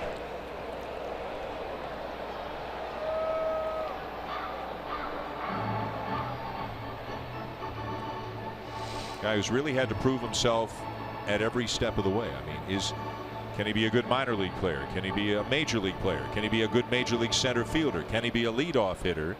And he's passing every test. I go all the way back to high school. You know, didn't really have all the big numbers coming out of high school. The offers. Swanson up with it. Will throw out Pillar 2 down, Maile to 3rd. Didn't have the offers. He wasn't drafted. Had to go to a small college, prove himself once again. And here he is. Plays every day. Yep. And plays through injuries too, or through discomfort or pains or things that where a lot of people take the day off. He doesn't take the day off. People forget about that last year, that he had some injuries. In fact, the last 2 years to his hands, a thumb injury and a broken hand that he played through. Ezekiel Carrera's had a couple of good at bats. A base hit to center his first time up and a hard liner to first his second time up.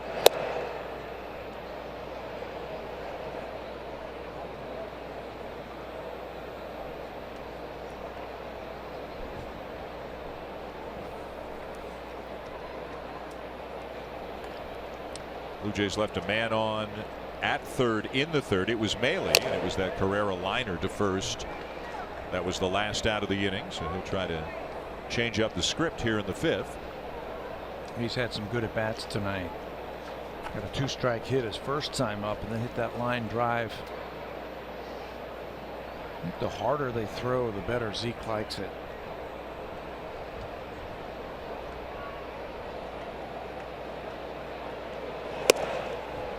Well, then he'll like Fultonevich. I don't know if Suzuki's having any fun. Yeah, reached back for a little something extra there again and missed his target again. Scouting report I have on him that he pitches better when he's at 94. He gets a better feel for his fastball. That one's going to get away. Runner coming home.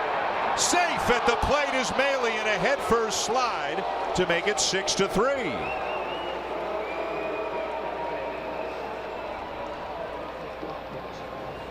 Wild pitch will bring in a run, and the Blue Jays inch a little bit closer. Yeah, just keep scrapping and clawing and get on. Take advantage of mistakes that the Braves are going to give you. And this is a mistake. Suzuki just can't get over there and get a good part of his body on the ball. If the throw was a little bit lower, they might have had a shot, but the throw from Suzuki is a little high. Fultonevich, by the time he gets down, he tags him on the shoulder and he's safe.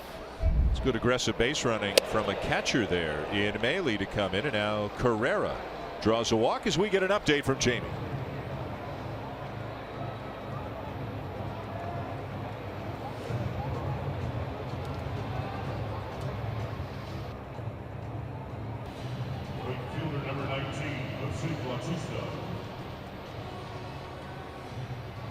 All right, Jamie, thank you. On the other side, Jonathan Scope, Wellington Castillo were the big nights for Baltimore. How about that crazy game they had last night? Baltimore winning 13-11. The Orioles got 3 in the 12th.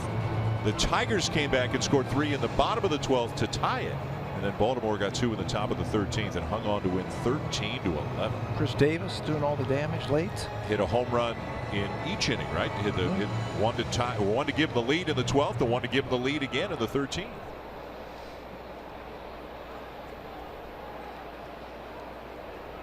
Baltimore at 23-14 on the season. They're a half game back of the Yankees in the American League East entering play tonight. The Blue Jays are in 5th. They are 8 games out, 2.5 behind Tampa Bay for 4th. The Red Sox are 2 games over 500 at 20-18 on the season. Don't forget that the Blue Jays, after 2 games here in Atlanta, head to Baltimore for 3 with the Orioles. Bautista muscles one into center field. It'll drop for a base hit. Carrera up to second on the play. Fultonevich is trying to muscle his way through this inning and try to get this last out, and that's the wrong thing you want to do against the Blue Jays. You're going to try and mix power with power. It's just not going to work, and I think that's what pitching coach Chuck Hernandez went out there to talk to him about. Hey, look, you got to concentrate on making better pitches. Right now you're missing your spots, and he's got himself into trouble. And just like that, the Blue Jays have the tying run to the plate in a home run hitter. The guy who homered his last time up, Justin Smoke, with his team leading 9th after Fultonevich had gotten ahead of him. Some activity now underway in the Atlanta bullpen as the Blue Jays are scratching and clawing their way back into this one. And there's a strike that was called a ball because Suzuki's set up so far outside, had to reach across his body. You can see from pitch cast it caught a lot of the strike zone, but all that movement by the catcher cost the Braves a strike. And it cost a chance to challenge Justin Smoke again. I'd much rather be hitting 1-0 than 0-1. Fultonevich evens it up with a fastball over the outside corner, 1-1. Carrera at second, Bautista at first, 2 down.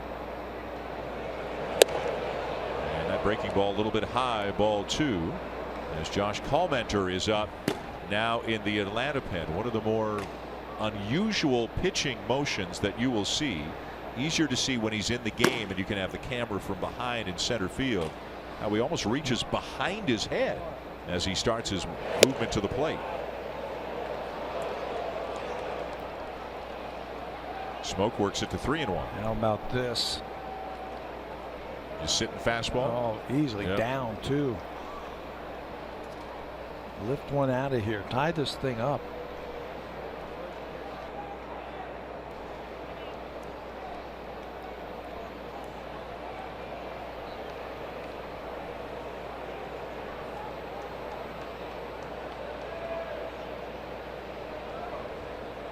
Here it comes. High strike, 3-2. Runners will be on the move now. Carrera from second, Bautista from first. You know, if he feels confident in his breaking ball, there is a base open. It just happens to be over at third base. If he doesn't want to give in to Justin Smoke, if he doesn't want to challenge him. That's a fair ball, and oh, we have a collision. And Carrera is going to be called out for interfering with Peterson as he is trying to make a play on the ball. And if the fielder is going for the ball, it is the base runner's responsibility to get out of his way and allow him to make the play. Blue Jays are going to lose this argument. You have to give the fielder a chance to field the ball. Carrera never did. And unfortunately for the Blue Jays, that's going to end the inning. Man, that's costly, because if he just puts the brakes on and goes around behind Peterson, I don't think Peterson gets smoked, and I think the bases are loaded. But Carrera called out, and that'll end the inning.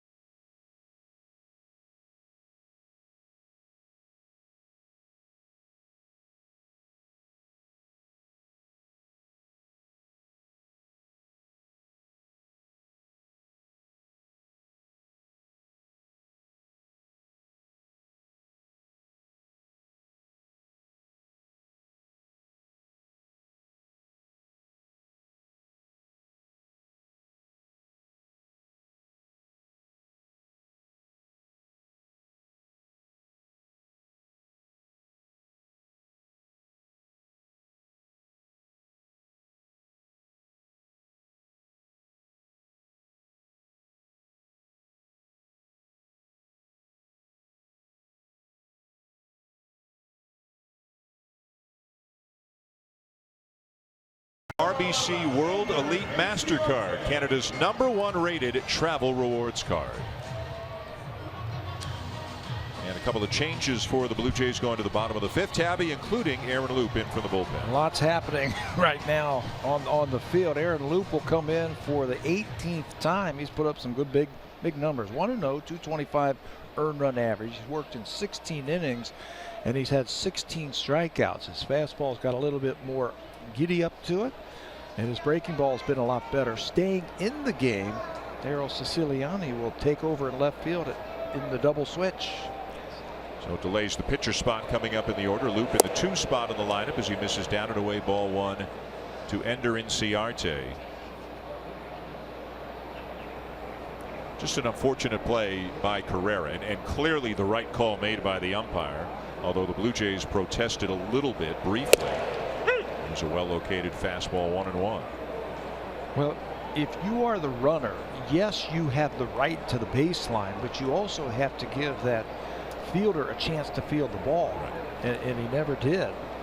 And unfortunately, that looked like it was going to be bases loaded and 2 outs momentum on the Blue Jay side. If Peterson's not making a play on the ball, then it's his responsibility to let Carrera go by. But if he's making a play on the ball, then Carrera's got to avoid him.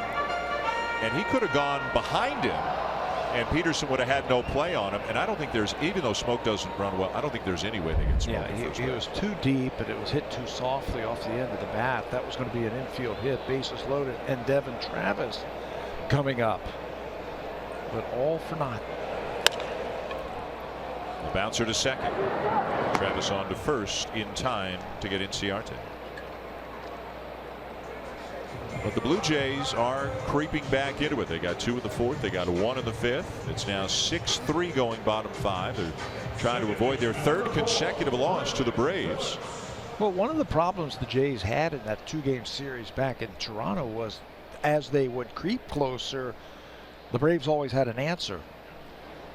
Aaron Loop's got to come in here and throw some zeros up. Here's Brandon Phillips, 0 for 2, reached on a fielder's choice in the 1st inning and scored, and then grounded out in the 2nd.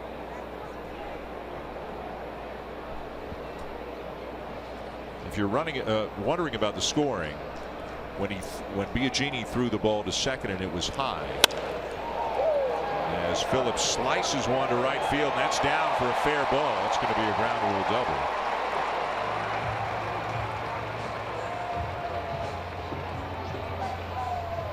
The error is on the throw to second, allowing Inciarte to reach second safely. It's scored a fielder's choice for Phillips going to first, even though there was an error on the throw because you can't assume a double play.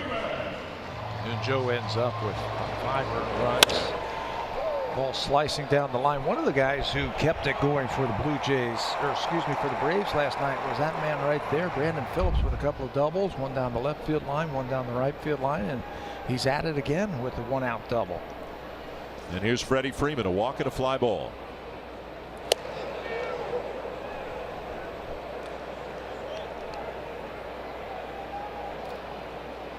Freeman was one of the few guys when Atlanta went through this, or started going through this rebuilding process. They didn't trade him, and man, could they have gotten a lot for Freddie Freeman. But they signed him to an 8-year extension. That pitch runs in on him and hits him, or did it? No, it hit his bat. So Freeman is looking like he got hit. The Blue Jays say it's a fair ball, and that an out should be recorded. Now Freeman certainly looks like he was hit on the left hand.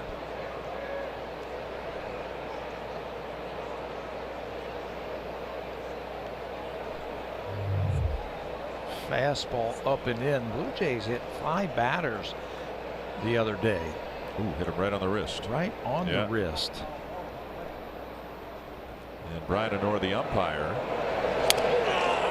And that's not a good sign, because what Brian O'Nora thought was bat was probably bone, as that ball made quite a sound when it hit Freeman.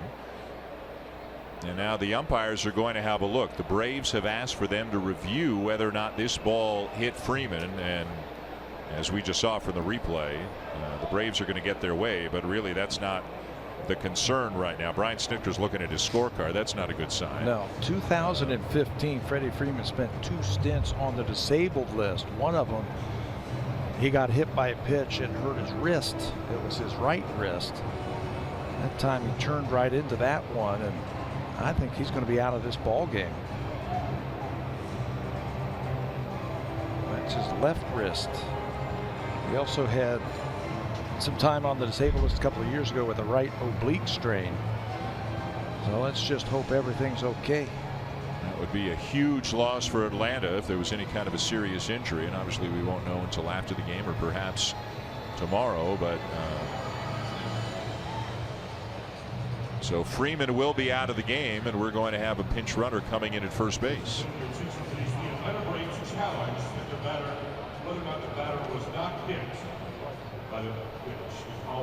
And the Braves did challenge, and the call was overturned. And this is Johan Camargo, who was just called up today by the Braves.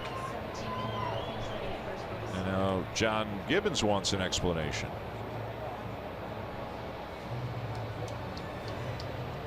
No, not an explanation. He wants to make a move. So he will take out Loop with the right hand hitting Matt Kemp coming in. He'll be going back to the bullpen again. The Braves now with 2 men on and 1 out, leading 6-3 in the bottom of the 5th.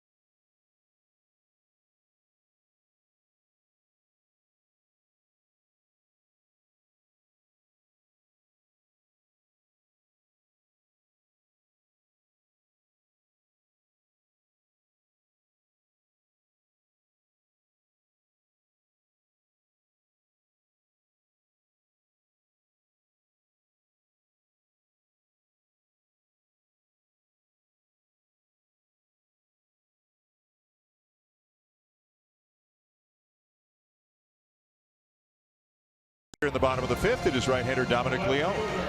Leone, this is the first time that we have seen Dominic in this series. Been struggling a little bit of late. That's what got that earned run average up to 4.5. He still has the big fastball and big breaking ball, so he'll average a strikeout an inning. Last worked on the 14th. That was against Seattle, an inning and 2/3. Gave up a hit and earned run. Had a couple of punch outs. Aaron Loop's night is done after 3 batters. Got the ground out, the double, and then the hit by pitch. And Camargo just called up, spent some time with the Braves for a few days back in the middle of April. He will run for Freeman, who left with a left hand injury after getting hit by that pitch from Loop. That is now 7 Atlanta batters who have been hit in the 3 games, 5 of them on Monday. No Blue Jays have been hit in the 3 games. Here's Matt Kemp. A bases loaded, a walk, and a strikeout.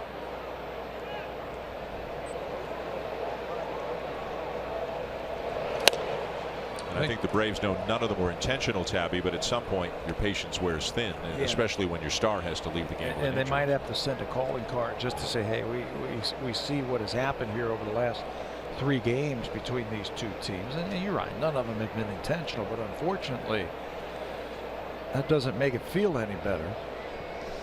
Thinking here for John Gibbons is, hey, my team is starting to scratch back into this game. I cannot allow any more runs to score. I'm going to match up here and try and get deeper into this game. Leone is a strikeout pitcher. Kemp has problems with hard breaking balls away.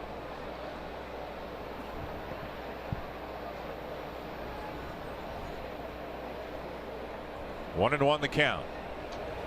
Kemp hitting .345 on the season. Takes the breaking ball down and away, ball 2. So Brandon Phillips is out at second. The pinch runner Johan Camargo is at first, 1 down. Blue Jays were down 6-0 at the end of an inning, 6-3 now, as the Braves bat in the bottom of the 5th.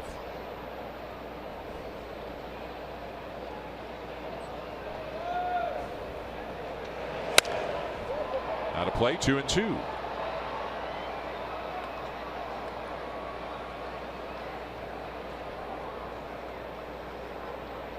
Matt Kemp has been around for a while and has had some very big years in his career. His best year was back in 2011 with the Dodgers. Hit 39 home runs, drove in 126 runs, and stole 40 bases. 1 home run away from a 40-40 season. Yeah, it doesn't steal anymore. He just doesn't have that kind of speed. They want to keep him in the lineup. He's had some leg problems over the years that robbed him a little bit of that speed. Swing and a miss, as you talked about, Tabby. Good hard breaking ball gets him 2 down. We've got an update now with Jamie.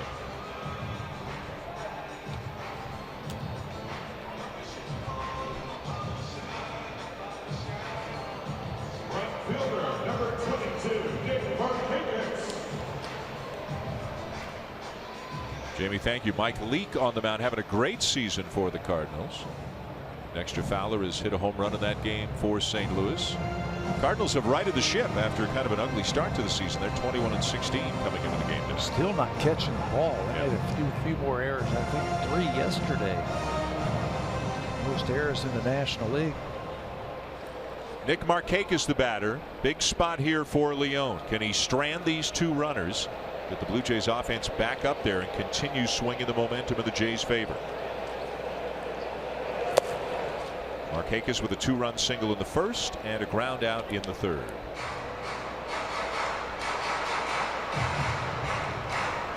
Look at that on base percentage, 400 for Markakis. What's new, right? Yep. He would bat leadoff for the Baltimore Orioles because of that high on base percentage. And he is now 6 for 11 in the 3 games between these 2 teams this week. The 3-4-5 hitters went 14 for 27 in the 2 games at Rogers Center. Fouled off, 1-1. You ever get hit in the hand? You must have. You ever get hit in the hand like Freeman did right there? Kind of on the wrist? Of course. Yeah. It hurts. Yeah. It really hurts. The problem that you have with that, there's all those tiny bones in your hand. And you can fracture one of those bones very easily.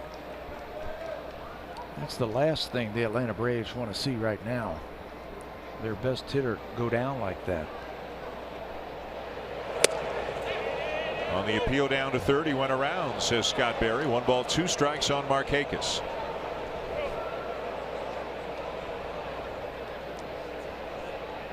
So Joe Biagini goes 4 innings tonight, gives up 6 runs, 5 of them earned. A third of an inning for Aaron Loup, gave up a double, hit a batter. Leone strikes out Kemp, now trying to put away Markakis and strand a couple.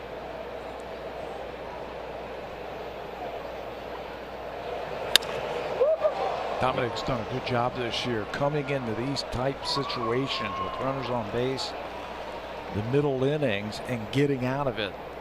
He can get out of it because he's got a good fastball and that good breaking ball. That's one of the things that the Blue Jays saw in spring training from Leone that they really liked. His ability to pick up big strikeouts with that off-speed pitch.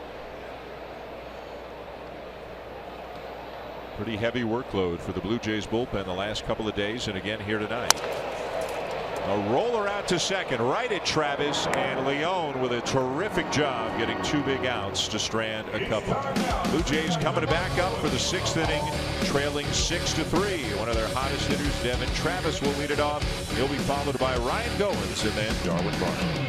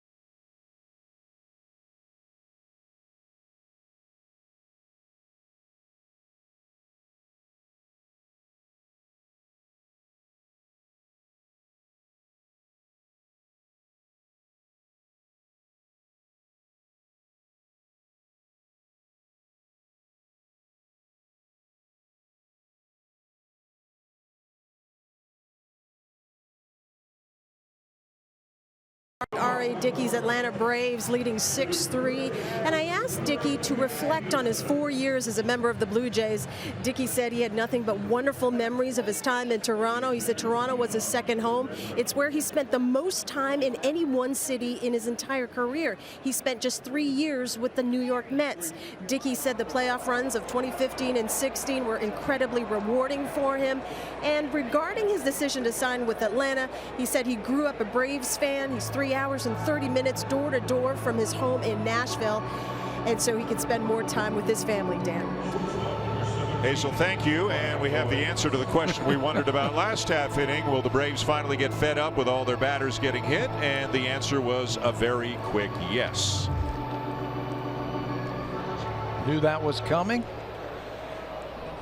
Looked like it hit him right around the knee. Calling card. So Travis aboard. Didn't see that warnings were given. I don't think warnings were given by home plate umpire Brian O'Nora. And it's kind of funny how the code works. It's like the Blue Jays are saying, okay, we get it. We've sure. It's on the Blue Jays that they've hit so many guys, even if none of them were intentional. And because Fultonevich kept the pitch down, wasn't up around his shoulder or head or anything, Travis goes down to first, and everybody understands, and they just keep playing. And you would think that would be it.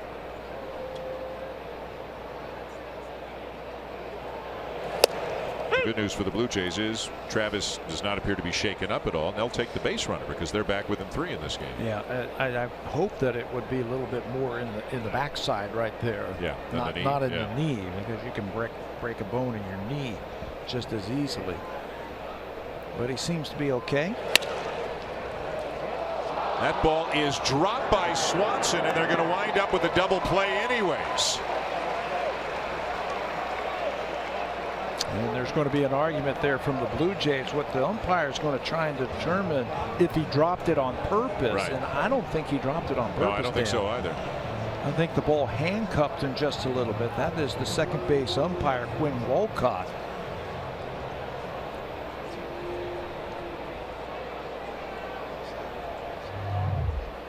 Watch it again as this ball's lined at him and handcuffs him and he drops it. He doesn't drop that on purpose.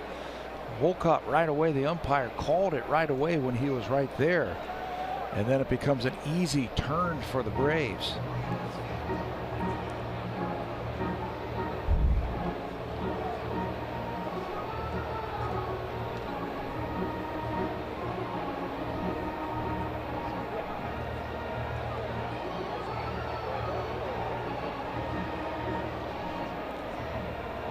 Gibby won't get the answer that he's looking for, and that'll be a double play.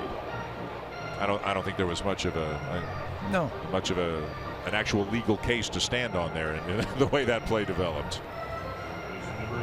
You know, so it goes a 6-4-3 double play. If an infielder deliberately drops a ball like that, then they have an argument, but I think he just missed it. So just like that, 2 down in the inning, and here's Barney.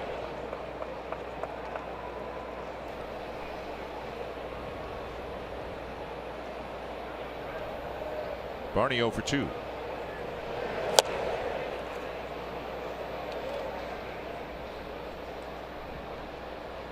Difficult play for a base runner, sinking liner like that, and tough to judge if it's going to be caught or short hopped. No line drives. Watch the line drives. He jumped out there.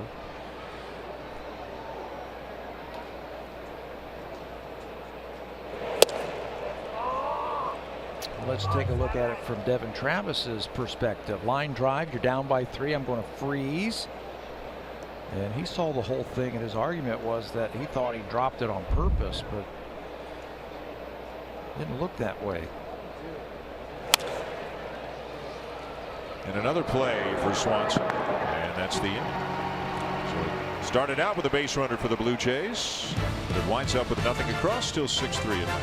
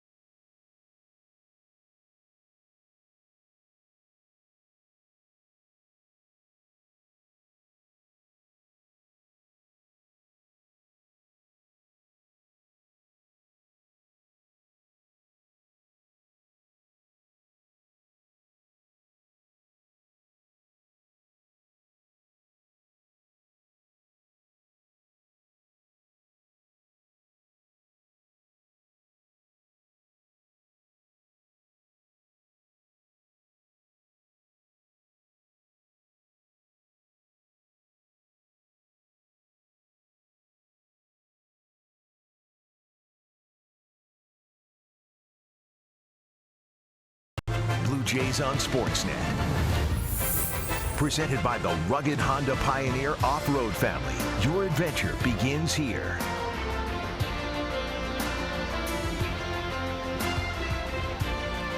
With Pat Tabler, Hazel May, I'm Dan Schulman. The bottom of the 6th here at SunTrust Park in Atlanta, the brand new home of the Braves, who lead the Blue Jays 6-3. Going to the bottom of the 6th inning. Dominic Leone back on the mound for the Blue Jays after getting 2 outs to end the 5th inning with a couple of men aboard. Blue Jays have had some chances to get even closer than they've gotten. Leone will face Kurt Suzuki to begin the inning. Suzuki with the biggest hit of the night A 3-run home run in the first inning off Joe Biagini that at the time made it 6-0 Atlanta. Yeah, right now the difference in the ball game, and if you're John Gibbons and the Blue Jays, you're hoping Leon has a quick inning here. His spot in the batting order comes up 4th next inning.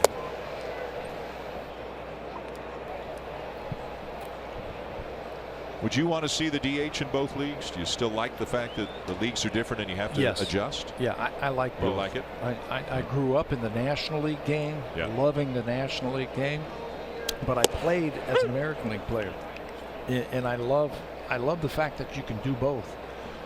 What was the stat that we heard the other day that just this week there have now been more games played in the American League with the DH than there was if you go all the way back to 1901. Right. Part of that is expansion, more games now because there are more teams. So it's not more years with the DH, but more games played with the DH. Hasn't been around longer, but there's been more games now with the DH, and I like the 2 separate leagues the way they have it.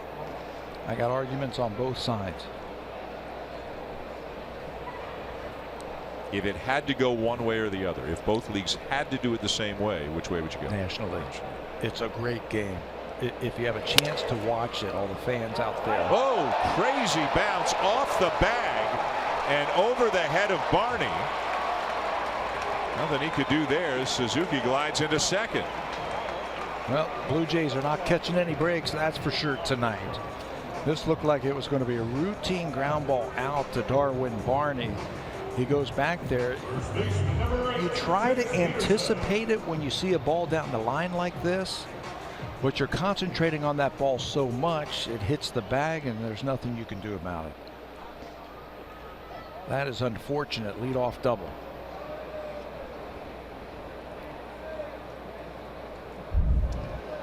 Here's Jace Peterson, who has moved to first base after Freeman left the game. Margot came on to pinch run, stays in the game at third base. Not something you see every day. And nothing Barney could do about it. Yeah. Why couldn't it bounce right to him, right? It bounces right over his head. Extra bases for Suzuki. Blue Jays thinking a bunt might be on here. Peterson hasn't shown it all in the first couple of pitches. I think you play, because he's a left-handed batter, to pull the ball. I don't know if you want to be bunting. There's a batter coming up who's hitting under 200 after him, then the pitcher spot. I think you play the percentages and just go ahead and let him swing away.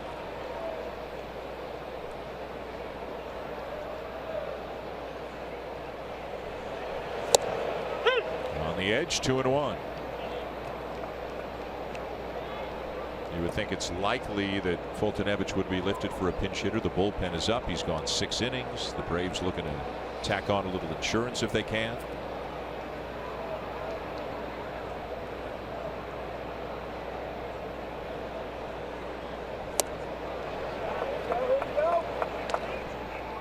See, I think when you have the lead, like the Braves have the lead, and it's the 6th inning, you go for the juggler. I don't think you give away outs like that after the leadoff double. You try and get a base hit, let him swing away, pull the ball through the hole on the right side, maybe walk, then you could play for the big inning. Full count.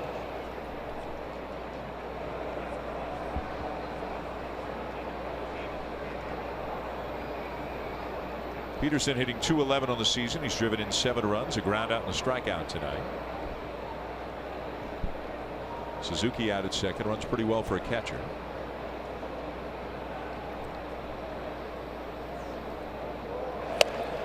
All 4 outside. Jamie Campbell's got an update.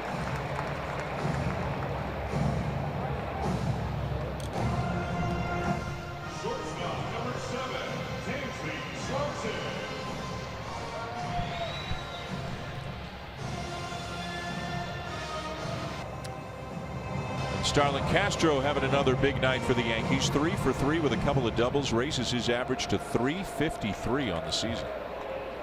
Should take over the lead then, right? In hits in the American League. All right, now do you think the bunt is on? Now I can see them bunting. They've already pulled a pinch hitter out on deck. He looks like he wants to bunt. In this situation right here, the Blue Jays messed up the bunt play the other day and did not get an out when they were trying to get an out. If they're going to give it to you, you get an out anywhere. I don't care if you play it ultra safe and get the out over at first base. What it does is it gives the manager options then. He can walk the next guy. He can bring the infield in. Throw down to second, and it's going to be off the glove of Goins into center field. Not a lot Goins could do to try to keep it from going into the outfield. Maile will likely be charged with an error as both runners advance. That'll be his second on the season, trying to be aggressive and get that runner. That's one of the hardest plays. A runner at second base bunting, and the batter either bunts through or takes a pitch. You're caught out in no man's land. Blue Jays knew that. They were going to try and throw down and get that runner at second base. Unfortunately, it's in the center field.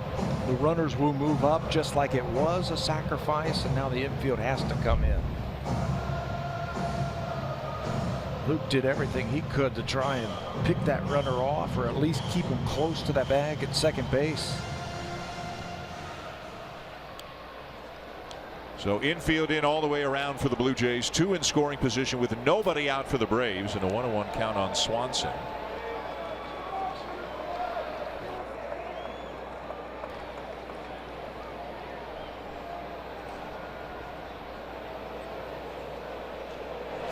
Swing and a miss, 1-2. There's a familiar face to Blue Jays fans, Emilio Bonifacio, who spent part of the 2013 season with the Jays after coming over in the deal with the Marlins.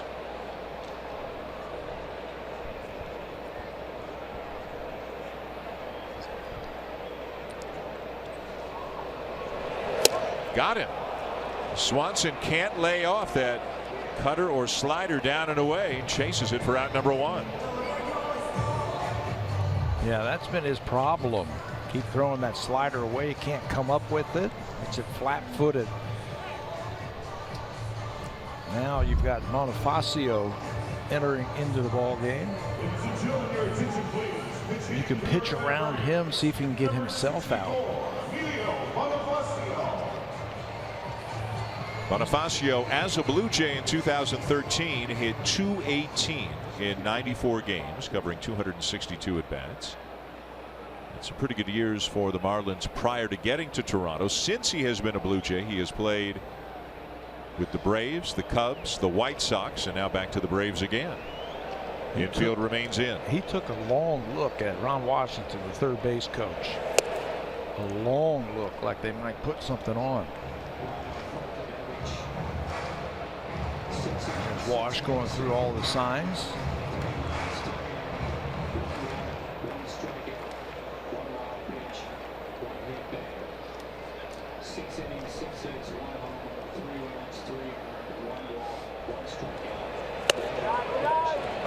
And Leon falls behind 2-0. Nobody up in the Blue Jays pen. Leadoff hitter Ender Inciarte is on deck for Atlanta. Braves haven't scored since the first. Got all 6 of their runs before Joe Biagini got an out tonight. Suzuki at third, Peterson at second, and it's bounced foul, 2-1. Good cutter. Right under his hands, right there. You keep throwing that ball to see if he'll just get himself out. Maybe it's some weak contact into the infield.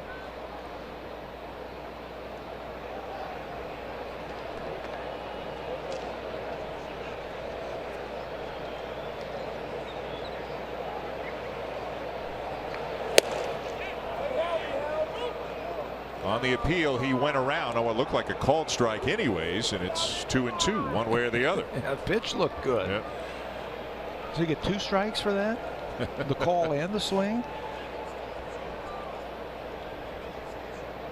Finish him off right here.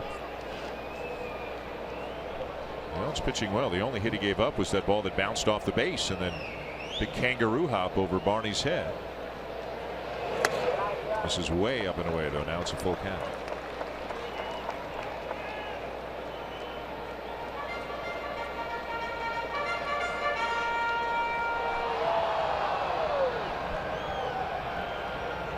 John Gibbons checking out the Atlanta lineup and who might be next up in the bullpen.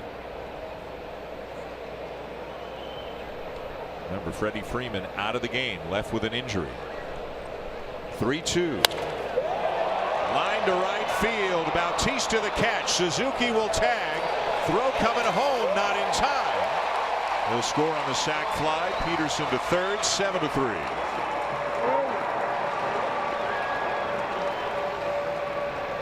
Jose did everything he could. That ball was just a little bit too deep. It had too much carry into the outfield. The Blue Jays went back to look at the throw. They threw the ball over third base to appeal that he left too early. John Gibbons is going to look at this one, but that ball had a little bit too much carry into the outfield. They already appealed, and the third base umpire Scott Berry said no, safe. Now it looks like they want to look at it.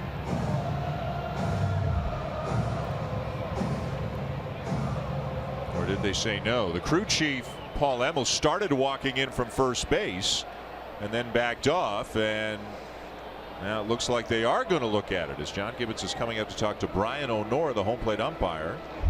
From that shot that we had right there, it looked like he was fine.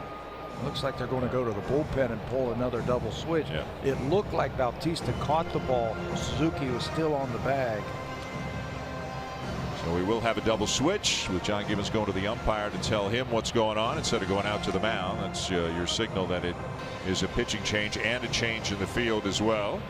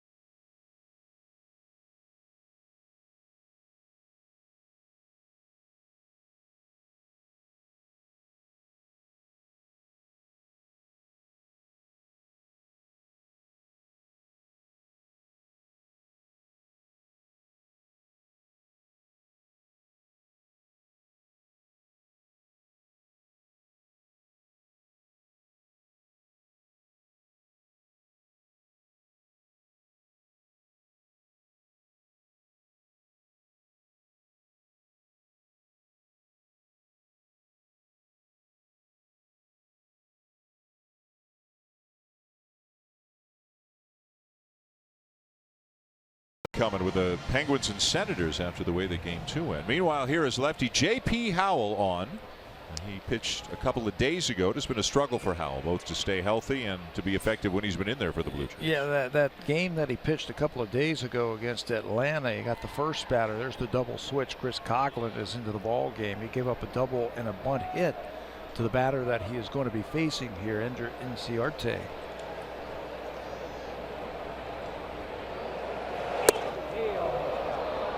Runs up and in on him, and Inciarte is annoyed.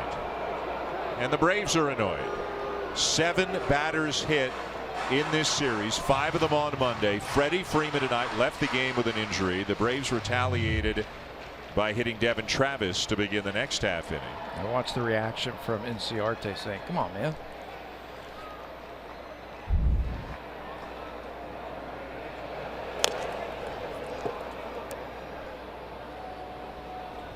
Inciarte 1 for 3 tonight. Singled and scored back in the 6-run first. It was Inciarte who bunted that bunt play that went past JP on the mound out to third base for a base hit. Same combination. Coghlan was at third, right? Yes. And that's why Coghlan is in, even with the runner at third base.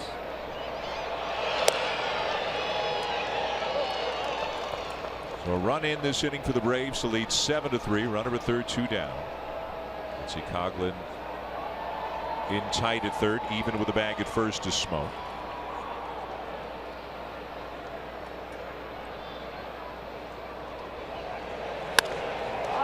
And a base hit into right center will bring home another run to make it 8-3. And Bautista does not come up with it cleanly, and that allows Inciarte to move into second. It's an error on Bautista, and that's the third error committed by the Blue Jays in this game. And each one of them have cost them. Error in the first inning kept the inning alive, and Brandon Phillips will come around to score. Error on the throw into center field. Both runners have scored, and now this one. Inciarte softly into center field. He's always got his head up. See that? Got his head up, and he's watching the fielder, and when Bautista can't come up with it, he gets himself into scoring position. So Biagini, Maile, and Bautista have all committed errors for the Blue Jays tonight, as Brandon Phillips takes low ball 1. And that was a cross-up right there. Luke Maile out to talk to his pitcher with the runner at second base, just to inform him what sign they're using.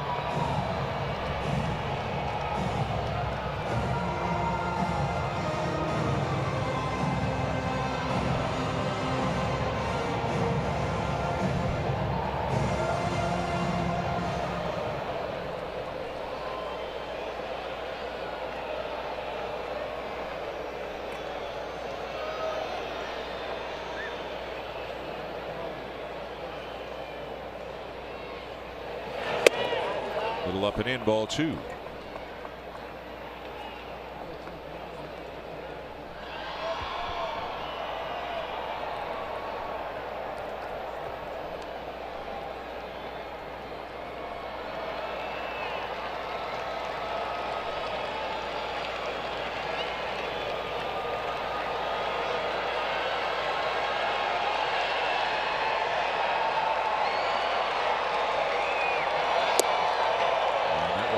In low, and Howell has fallen behind 3-0 on Brandon Phillips.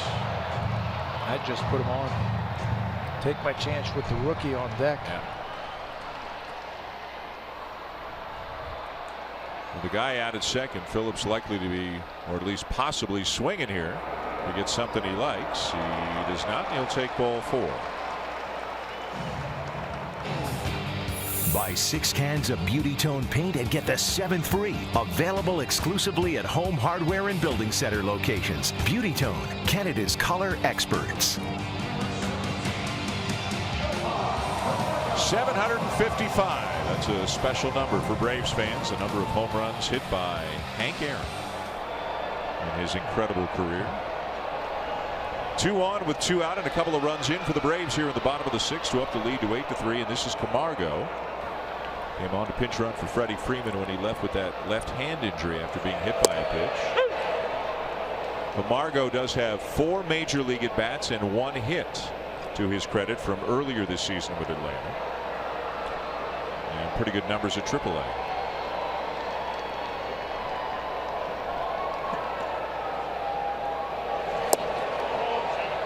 Sure looked like he went around, and he did on the appeal down to first, and it's 0-2.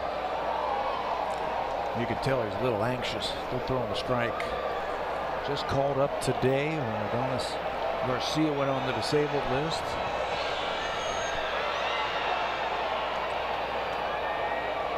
Oh, 2. Breaking ball down and in. Almost hit him in the back leg. Ball 1. J.P. Howell broke into the big leagues in 2005 with Kansas City, and then had a lot of good years with Tampa Bay, and followed that up with some good years with the Dodgers. 4 years with the Dodgers prior to signing with the Blue Jays in the offseason.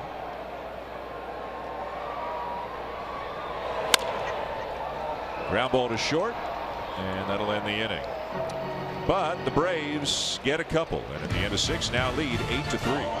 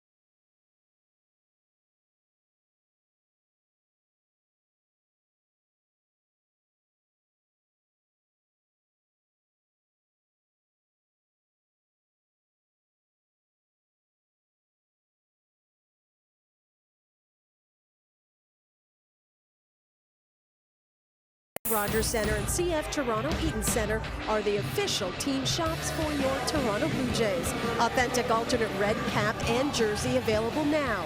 Get yours today at select J-Shop locations at jshop.ca or by calling 1-877-J-Shop. Dan. Hey, so thank you. Atlanta 8 of the Blue Jays 3 going top 7. And veteran right-hander Jason Mott is into the game now for the Braves. So Jason on Monday also, he threw an inning in a third. He's been around for a while. He's relentless. Comes right after you with that fastball slider combination. Just 8 games this year with the Braves for Jason. He made his season debut at the end of April. Had that contract selected from the AAA team.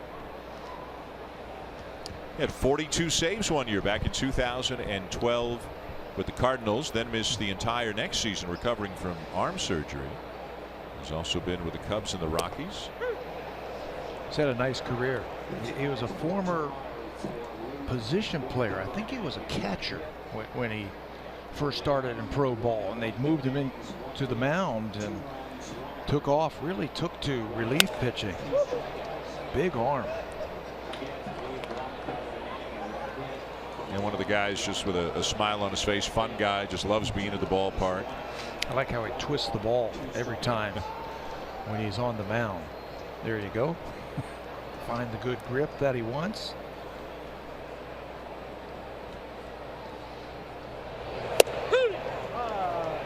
And that is strike 3 called to get Maley. This copyrighted telecast is presented by authority of Rogers Blue Jays Baseball Partnership. It may not be reproduced or retransmitted in any form, and the accounts and descriptions of this game may not be disseminated without the express written consent of Rogers Blue Jays Baseball Partnership. Justin Smoak with a big home run for the Blue Jays back in the 4th. His 9th of the season, but that has been most of the offense. And Atlanta looking to make it 3 in a row over the Blue Jays before the finale of this home-and-home series takes place tomorrow night. Marcus Stroman for the Blue Jays and Julio Teheran for the Braves. Got to figure out how to shut this offense down to the Braves. They have an answer for the Blue Jays every time they get closer. 27 runs in the 3 games so far.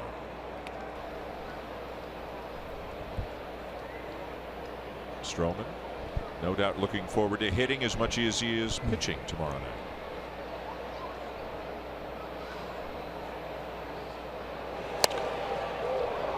Hit hard, but way foul by Siciliano. Well, just a couple of days ago, the Blue Jays were on that nice run and won 5 in a row and 11 out of 15. And They pulled back within 4 games of 500 at 17-21. We're taking on a team that had been struggling, that had one of the worst records in baseball, and the Braves have been swinging the bats extremely well in the 3 games. And they were 4 games under 500 with a 4-game series against Atlanta. And the talk was, man, we can get to 500 before they go to Baltimore. I wonder if Atlanta heard that. Said, not so fast. We're a pretty good team too. But that's baseball, isn't it? A lot of peaks and valleys. Yeah. You face a team that you say, okay, we're better than this team. We're gonna pound this team, and they end up doing that to you. Fly ball driven to deep center field. Inciarte back, jumps, made the catch. Terrific catch by the Gold Glover Ender Inciarte. That's knowing your field right there, your home field. He knew exactly where he was on that field and how far he could go back, find the wall, and then time his jump perfectly. Gets to the warning track, one more quick look to make sure he's got plenty of room, reaches up and hauls it in right at the fence. Another great play. Pitchers love that. They give up those long outs like that, and they're saved on a great play. Tell you what, the Braves have really improved their defense up the middle of the diamond. Especially if Swanson takes that next step, becomes more consistent. 2 down in the inning. Here's Kevin Pillar. He's 0 for 3. 8-3 Atlanta, top 7.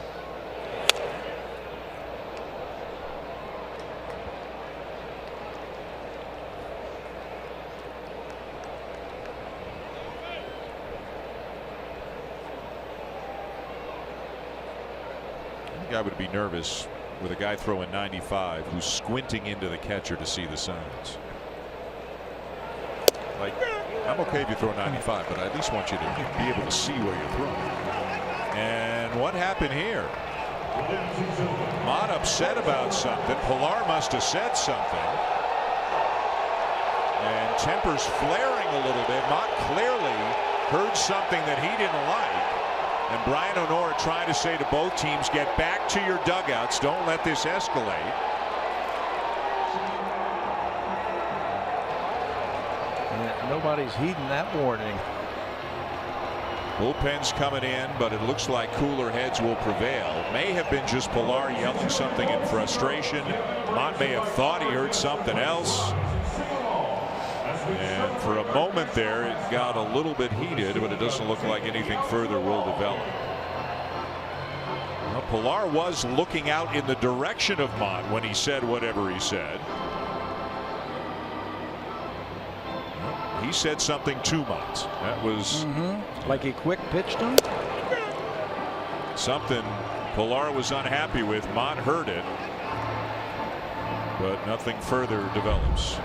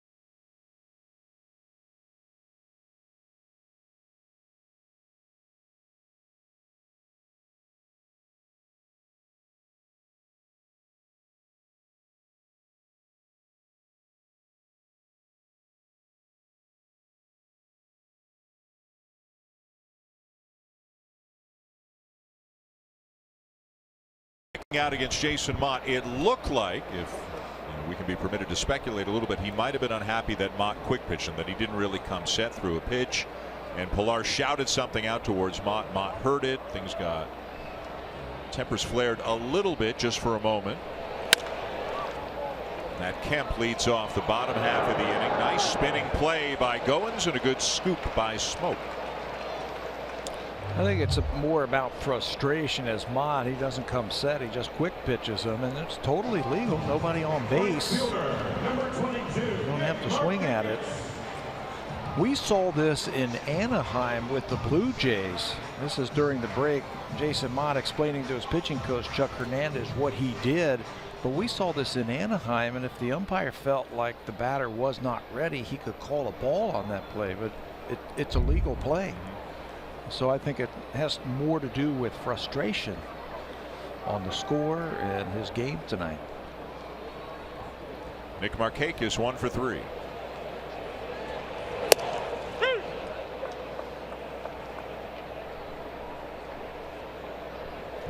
Well, it has not been a clean game by any stretch of the imagination for the Blue Jays, with 3 errors, including the very costly one by Biagini back in the first. He walked a couple of batters right after that. They hit a batter. Ezekiel Carrera running into the third baseman and getting called out for interference. Missed a ball down the left field line. Looked like it might have been a catchable ball off of Markakis in the first inning.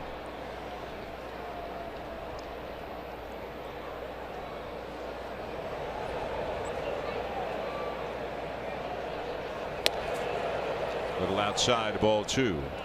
Just as an aside, I thought Brian Honora did a nice job there, not letting that thing get out of hand at all. Base coaches came down also and got in between the players, told them to go back to their benches.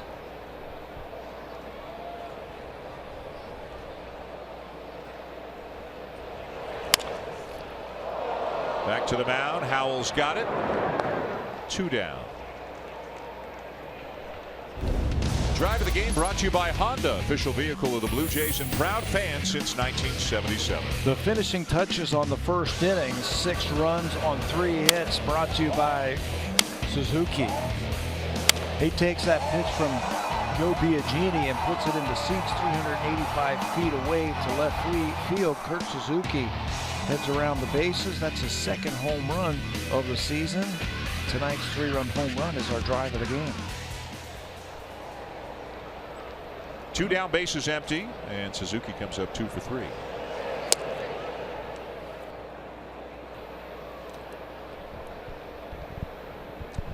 After these 2 games in Atlanta, the Blue Jays will head to Camden Yards in Baltimore for 3 games with the Orioles, and then we'll finish up the road trip with another interleague series. They've got a couple of games coming in Milwaukee next week.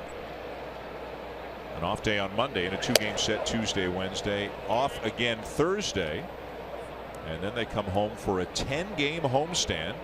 3 against Texas, 3 against Cincinnati, more interleague play, and then 4 against the Yankees at the beginning of June. Some big offensive teams that the Blue Jays are going to be having to face over the next couple of weeks. Atlanta came into this series not really sure what you were going to get with Atlanta. You knew that the middle of the lineup was pretty good, but overall, middle of the pack offensively in the National League. We all know what Baltimore can do, Texas and the New York Yankees. Ball 4.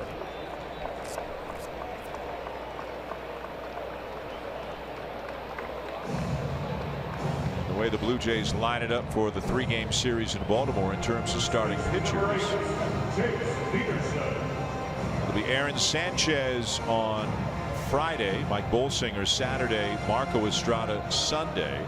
Because of the off days Monday and Thursday, John Gibbons and the rest of the Brain Trust, they could decide to tinker with things, maybe go down to 4, 1 turn through, and hope that somebody is back. I don't know, maybe Liriano, I guess. I mean, Happ's not even throwing it, so that's right. That's going to be a while. He's at 120 feet, which simulates throwing off of a mound, so he still has to build himself back up, so that's a while. Got to be at least 3 weeks, wouldn't you say? That would be my guess if everything is okay for now. Liriano, we're not real sure. Said there's still some soreness in the shoulder. And he hasn't been throwing either, so he's going to have to build back up. So we know Bolsinger will get at least one more start. Jace Peterson, the batter, 0 for 2 with a walk. And this is so way different than last year when the Blue Jays rotation was so healthy all season long. We've used 9 starters already this year. Yes. The Blue Jays have used 9. Last year at this time they had used 6. One of those starts went to Drew Hutchison. The Blue Jays had played 17, 18, 19 games in a row, and they wanted to give their starters a little bit of a break, so they brought up Drew for that spot start. Smoke's got it, and that'll be the inning. No runs, no hits, a walk, and a man left. End of 7 in Atlanta with the Braves leading the Blue Jays 8-3.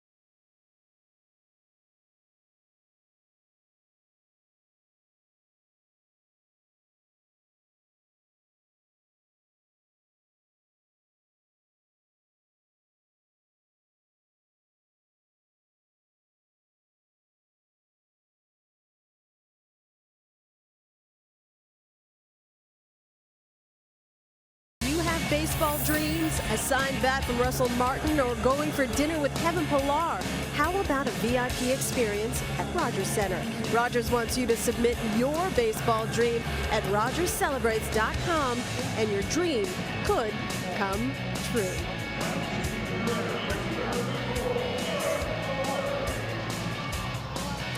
Top of the 8th inning at SunTrust Park in Atlanta, and a new pitcher, but a familiar face for the Atlanta Braves, a guy who was with them earlier, a lot of elbow problems, but re-signed to a minor league contract this past winter, Eric O'Flaherty.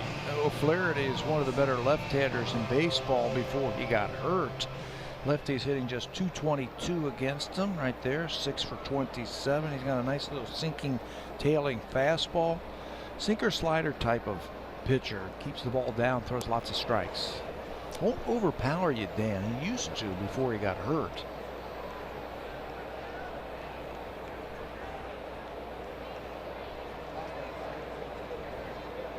He's had Tommy John surgery plus another elbow procedure. Pitched very well in the spring and earned a contract on the basis of that, or signed a minor league deal and earned a promotion to the major leagues on the basis of a good spring. Tommy John surgery back in 2013, went to Oakland after that, and he'll win the race to first to get Coughlin. Spent some time with the Braves, the Mets, the Mariners, and the A's from 2011 through 14. His ERA was 150 in 182 appearances. Remember, they had at one time, if I'm not mistaken, O'Flaherty, Johnny Venters, remember how nasty he was, and Craig Kimbrell was still here in Atlanta. That was about as good as it got back in those days. And they used him a lot too. Used him a lot and got some good mileage out of him. And then the injuries started happening. Here's Jose Bautista, 2 for 3, doubled and scored on the smoke home run back in the 4th.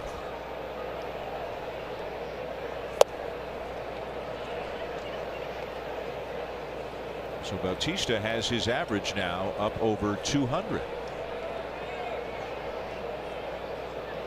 couple of hits tonight.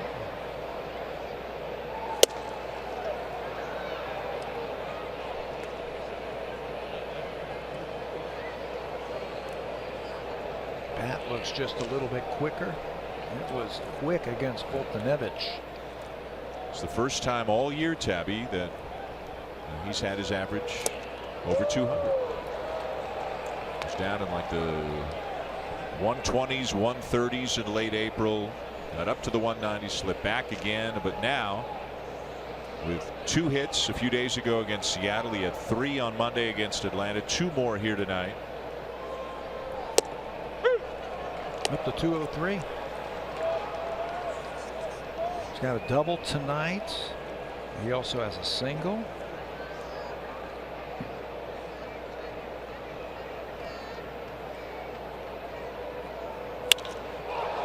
Fly ball to deep left field. Kemp back. Kemp running out of room. Home run. Jose Bautista. His 3rd hit of the night and his 6th home run on the season.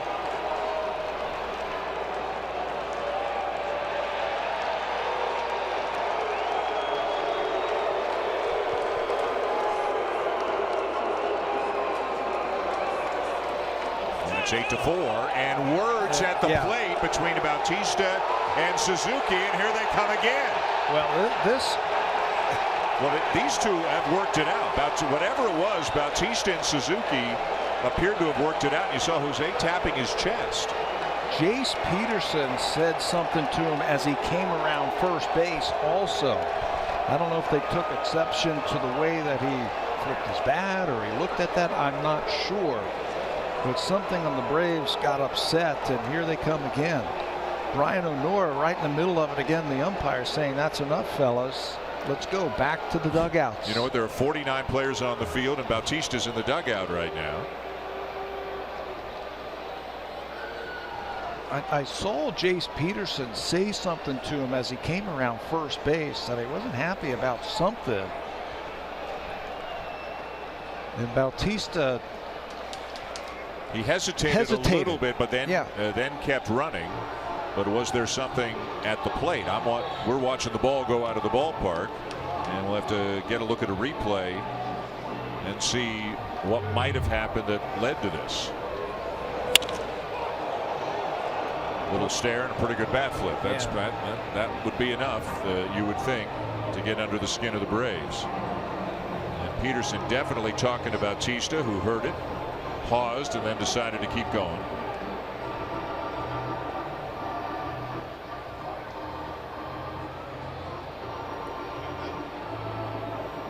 I think that got under the skin of the Braves.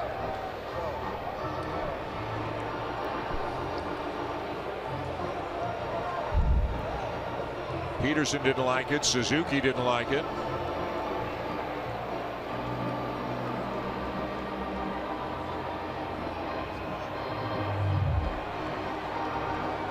Then Suzuki had something to say to him at the plate.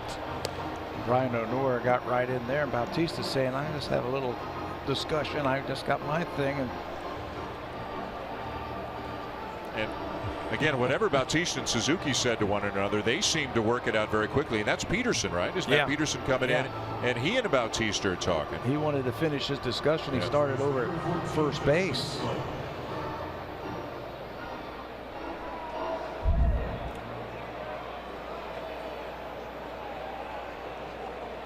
So the home run makes it 8-4, and the batter was Justin Smoke.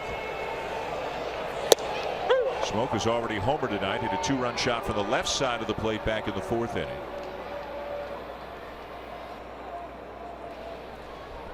Not quite a bat flip to the level of the flip against the Rangers in the postseason a couple of years ago, obviously, but enough given that nerves are frayed on both sides that it bothered the Braves.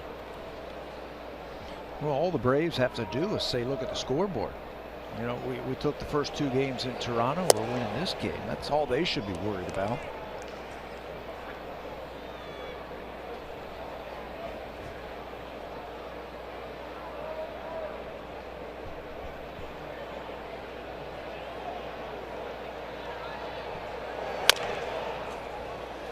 Bouncer to third. going to get time to get smoked. 2 down.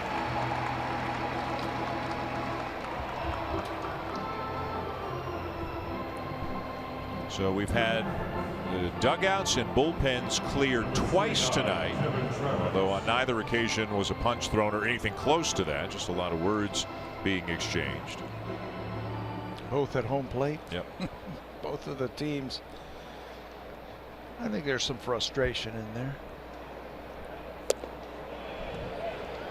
Devin Travis, the batter, 1 for 2, also hit by a pitch. Travis hit in retaliation for the Blue Jays hitting Freddie Freeman, the 7th Atlanta player to be hit in the 3 games between these two teams. We haven't heard an update, have we, on Freddie Freeman? Haven't heard a word. Nope. He said he left with a left hand injury. It didn't sound good, and you can understand why Brian Honora thought it was a foul ball. Looked like he signaled foul ball initially because it made quite a sound when it hit the wrist or the base of the hand of Freeman, and that's if you're a Braves fan, that's not good news.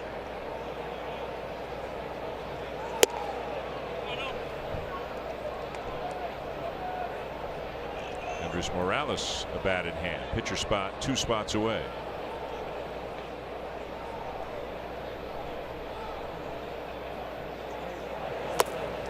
And Travis will reach. Well, if you missed it earlier tonight, Freddie Freeman, one of the best hitters in the game, hit by Aaron Loop on the base of the left hand, originally ruled a foul ball. The Braves appealed, overturned, but Freeman left the game, was replaced by a pinch runner, and no word, no update on the severity of the injury. You could hear it on that replay right there. It sounded like the crack of the bat. Hope it wasn't a crack of a bone.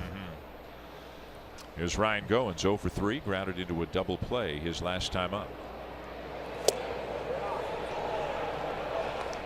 Big swing at that breaking ball right there. He's going to have to stay on that cutter. It's a quick little cutter that O'Flaherty has. You've got some action on that fastball. You don't have to stay on it. Did the same thing again. You're just pulling off of it a little bit.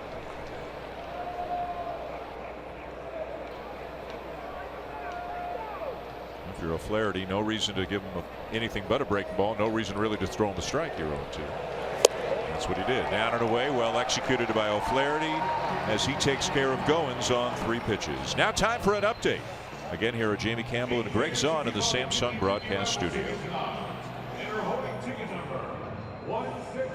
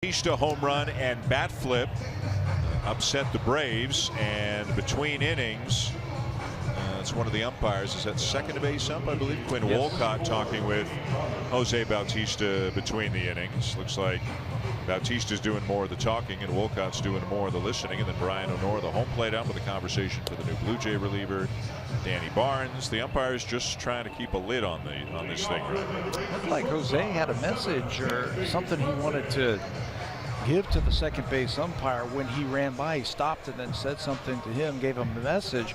The Brian O'Nora one was, hey, let's don't escalate this even further. Yep. No more pitching inside. Don't hit anybody on purpose. Let's just end it right here. Danny Barnes, for the 11th time, will come in. He's done a great job for the Blue Jays. A sub-2 earned run average in his 14 innings. Righties are hitting just 194 against him. His changeup has been outstanding this season.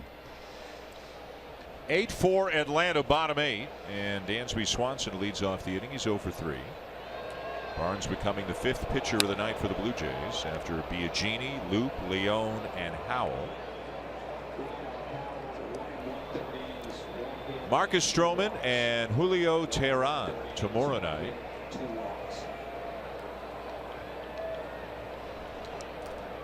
As the Braves and Blue Jays wrap up this home and home 4-game series, or I guess they're technically 2 separate 2-game series, but you can call it a home and home 4-game, right?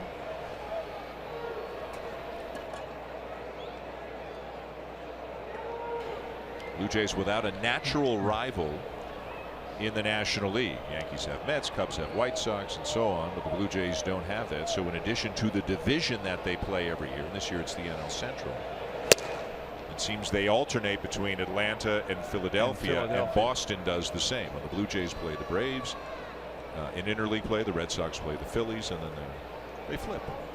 And it's 4 games. Yes. 2 and 2. Yeah. So we'll have the Phillies next year. Swing and a miss by Swanson.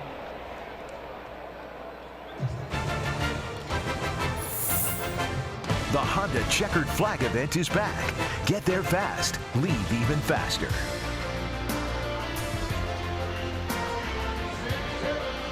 One down at the bottom of the 8th inning at SunTrust Park with Danny Barnes on the mound for the Blue Jays and the Braves leading 8-4. Danny Santana comes up to bat in the pitcher spot.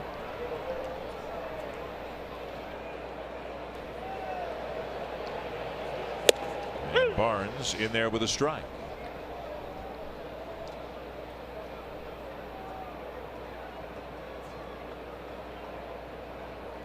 Santana, 26 years of age, from the Dominican Republic, as he fights one off to left field. Fighting the lights is Siciliani to make the catch. 2 down. Danny Barnes is a strike throwing machine. He's got a lot of confidence in his changeup. He'll throw it at any time and he'll move that fastball around. Got a little bit of a slider. Got hit his last time out on the mound. It looks like he's back out there pumping that fastball in there again. Back to the top of the order for Ender Inciarte. 2 for 4, couple of base hits, a run scored, and an RBI. Looking ahead, top of the 9th inning, the Blue Jays will have the pitcher spot leading off. So we'll have a pinch hitter, likely Morales, and then Maile and Siciliani.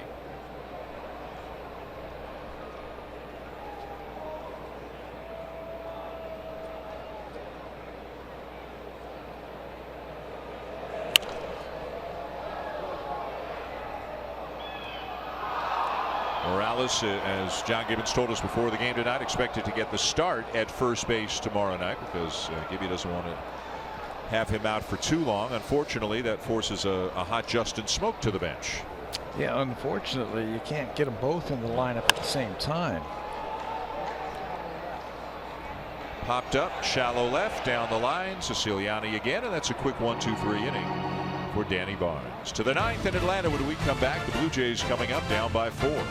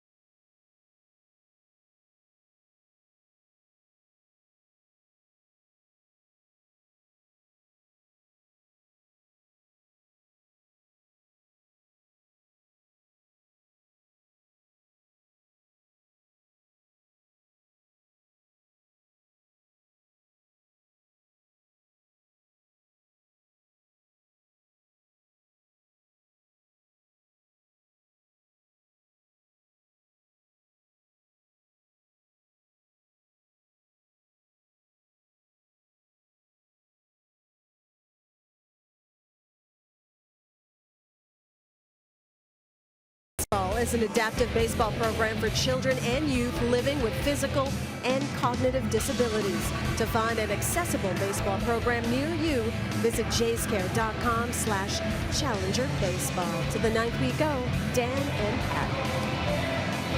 Hazel, thank you. And for the second night in a row, it is Jim Johnson into the game. And for the second night in a row, a non-save situation. He got a pitched the ninth inning yesterday's game just to get a scratch single. He's 6 for 8 in saves this season in 15 games, 15 innings for Big Jim Johnson. Power sinker, power slider, and he will get a pinch hitter to lead off the ninth inning. And it's not Kendrys Morales. They're going to save him just in case there's a couple of runners on base. Yep. So Mike Ullman will come up. Ullman is 2 for 8 in his brief time with the Blue Jays. His first 2 big league hits.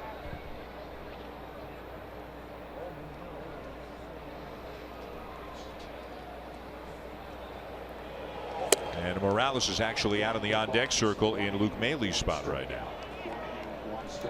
So it'll be Ullman, Morales, and Siciliani.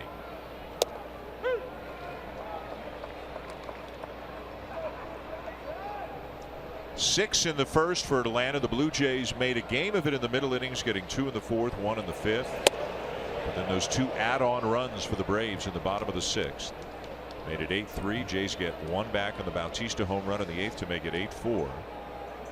Jays helped him out there in the 6th inning, scoring those add-on runs. Yeah. A walk, an error, a sacrifice fly, another error. And 2 of their 3 errors committed that inning.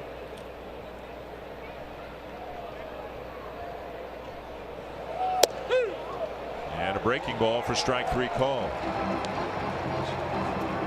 So 3 physical errors by the Blue Jays tonight. Plus the Carrera play in left wasn't called an error, but a ball that he couldn't catch that went over his head off the wall. And then also Carrera again running into the third baseman, a mental mistake there that cost the Blue Jays. Here's Morales getting a chance to get 1 at bat tonight.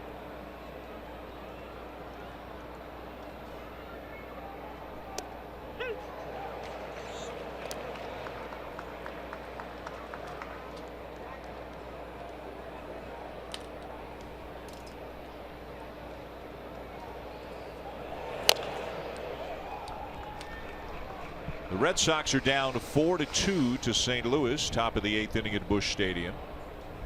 The Orioles lost tonight. Detroit hung on to win 5-4.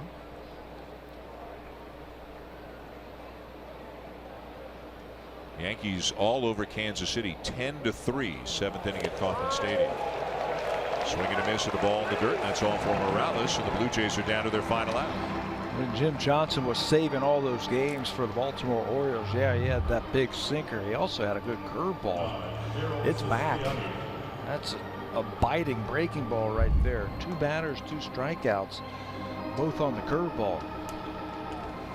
It's a good sign by Atlanta, bringing him back. Another one of those veterans we've talked about. Sprinkled in amongst all the youngsters.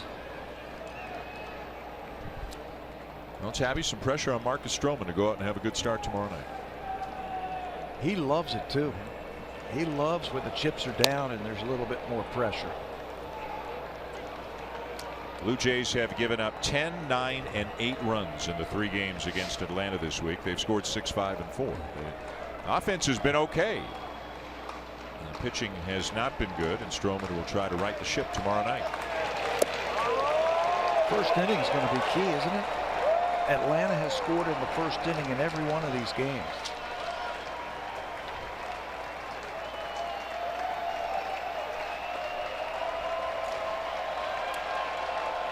Everything that was going so well a few days ago, that seems like a long time.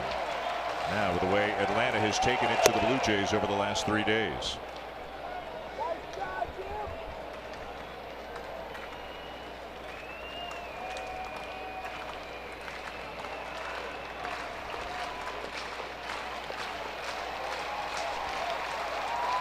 Two-two. And a liner to short to end it.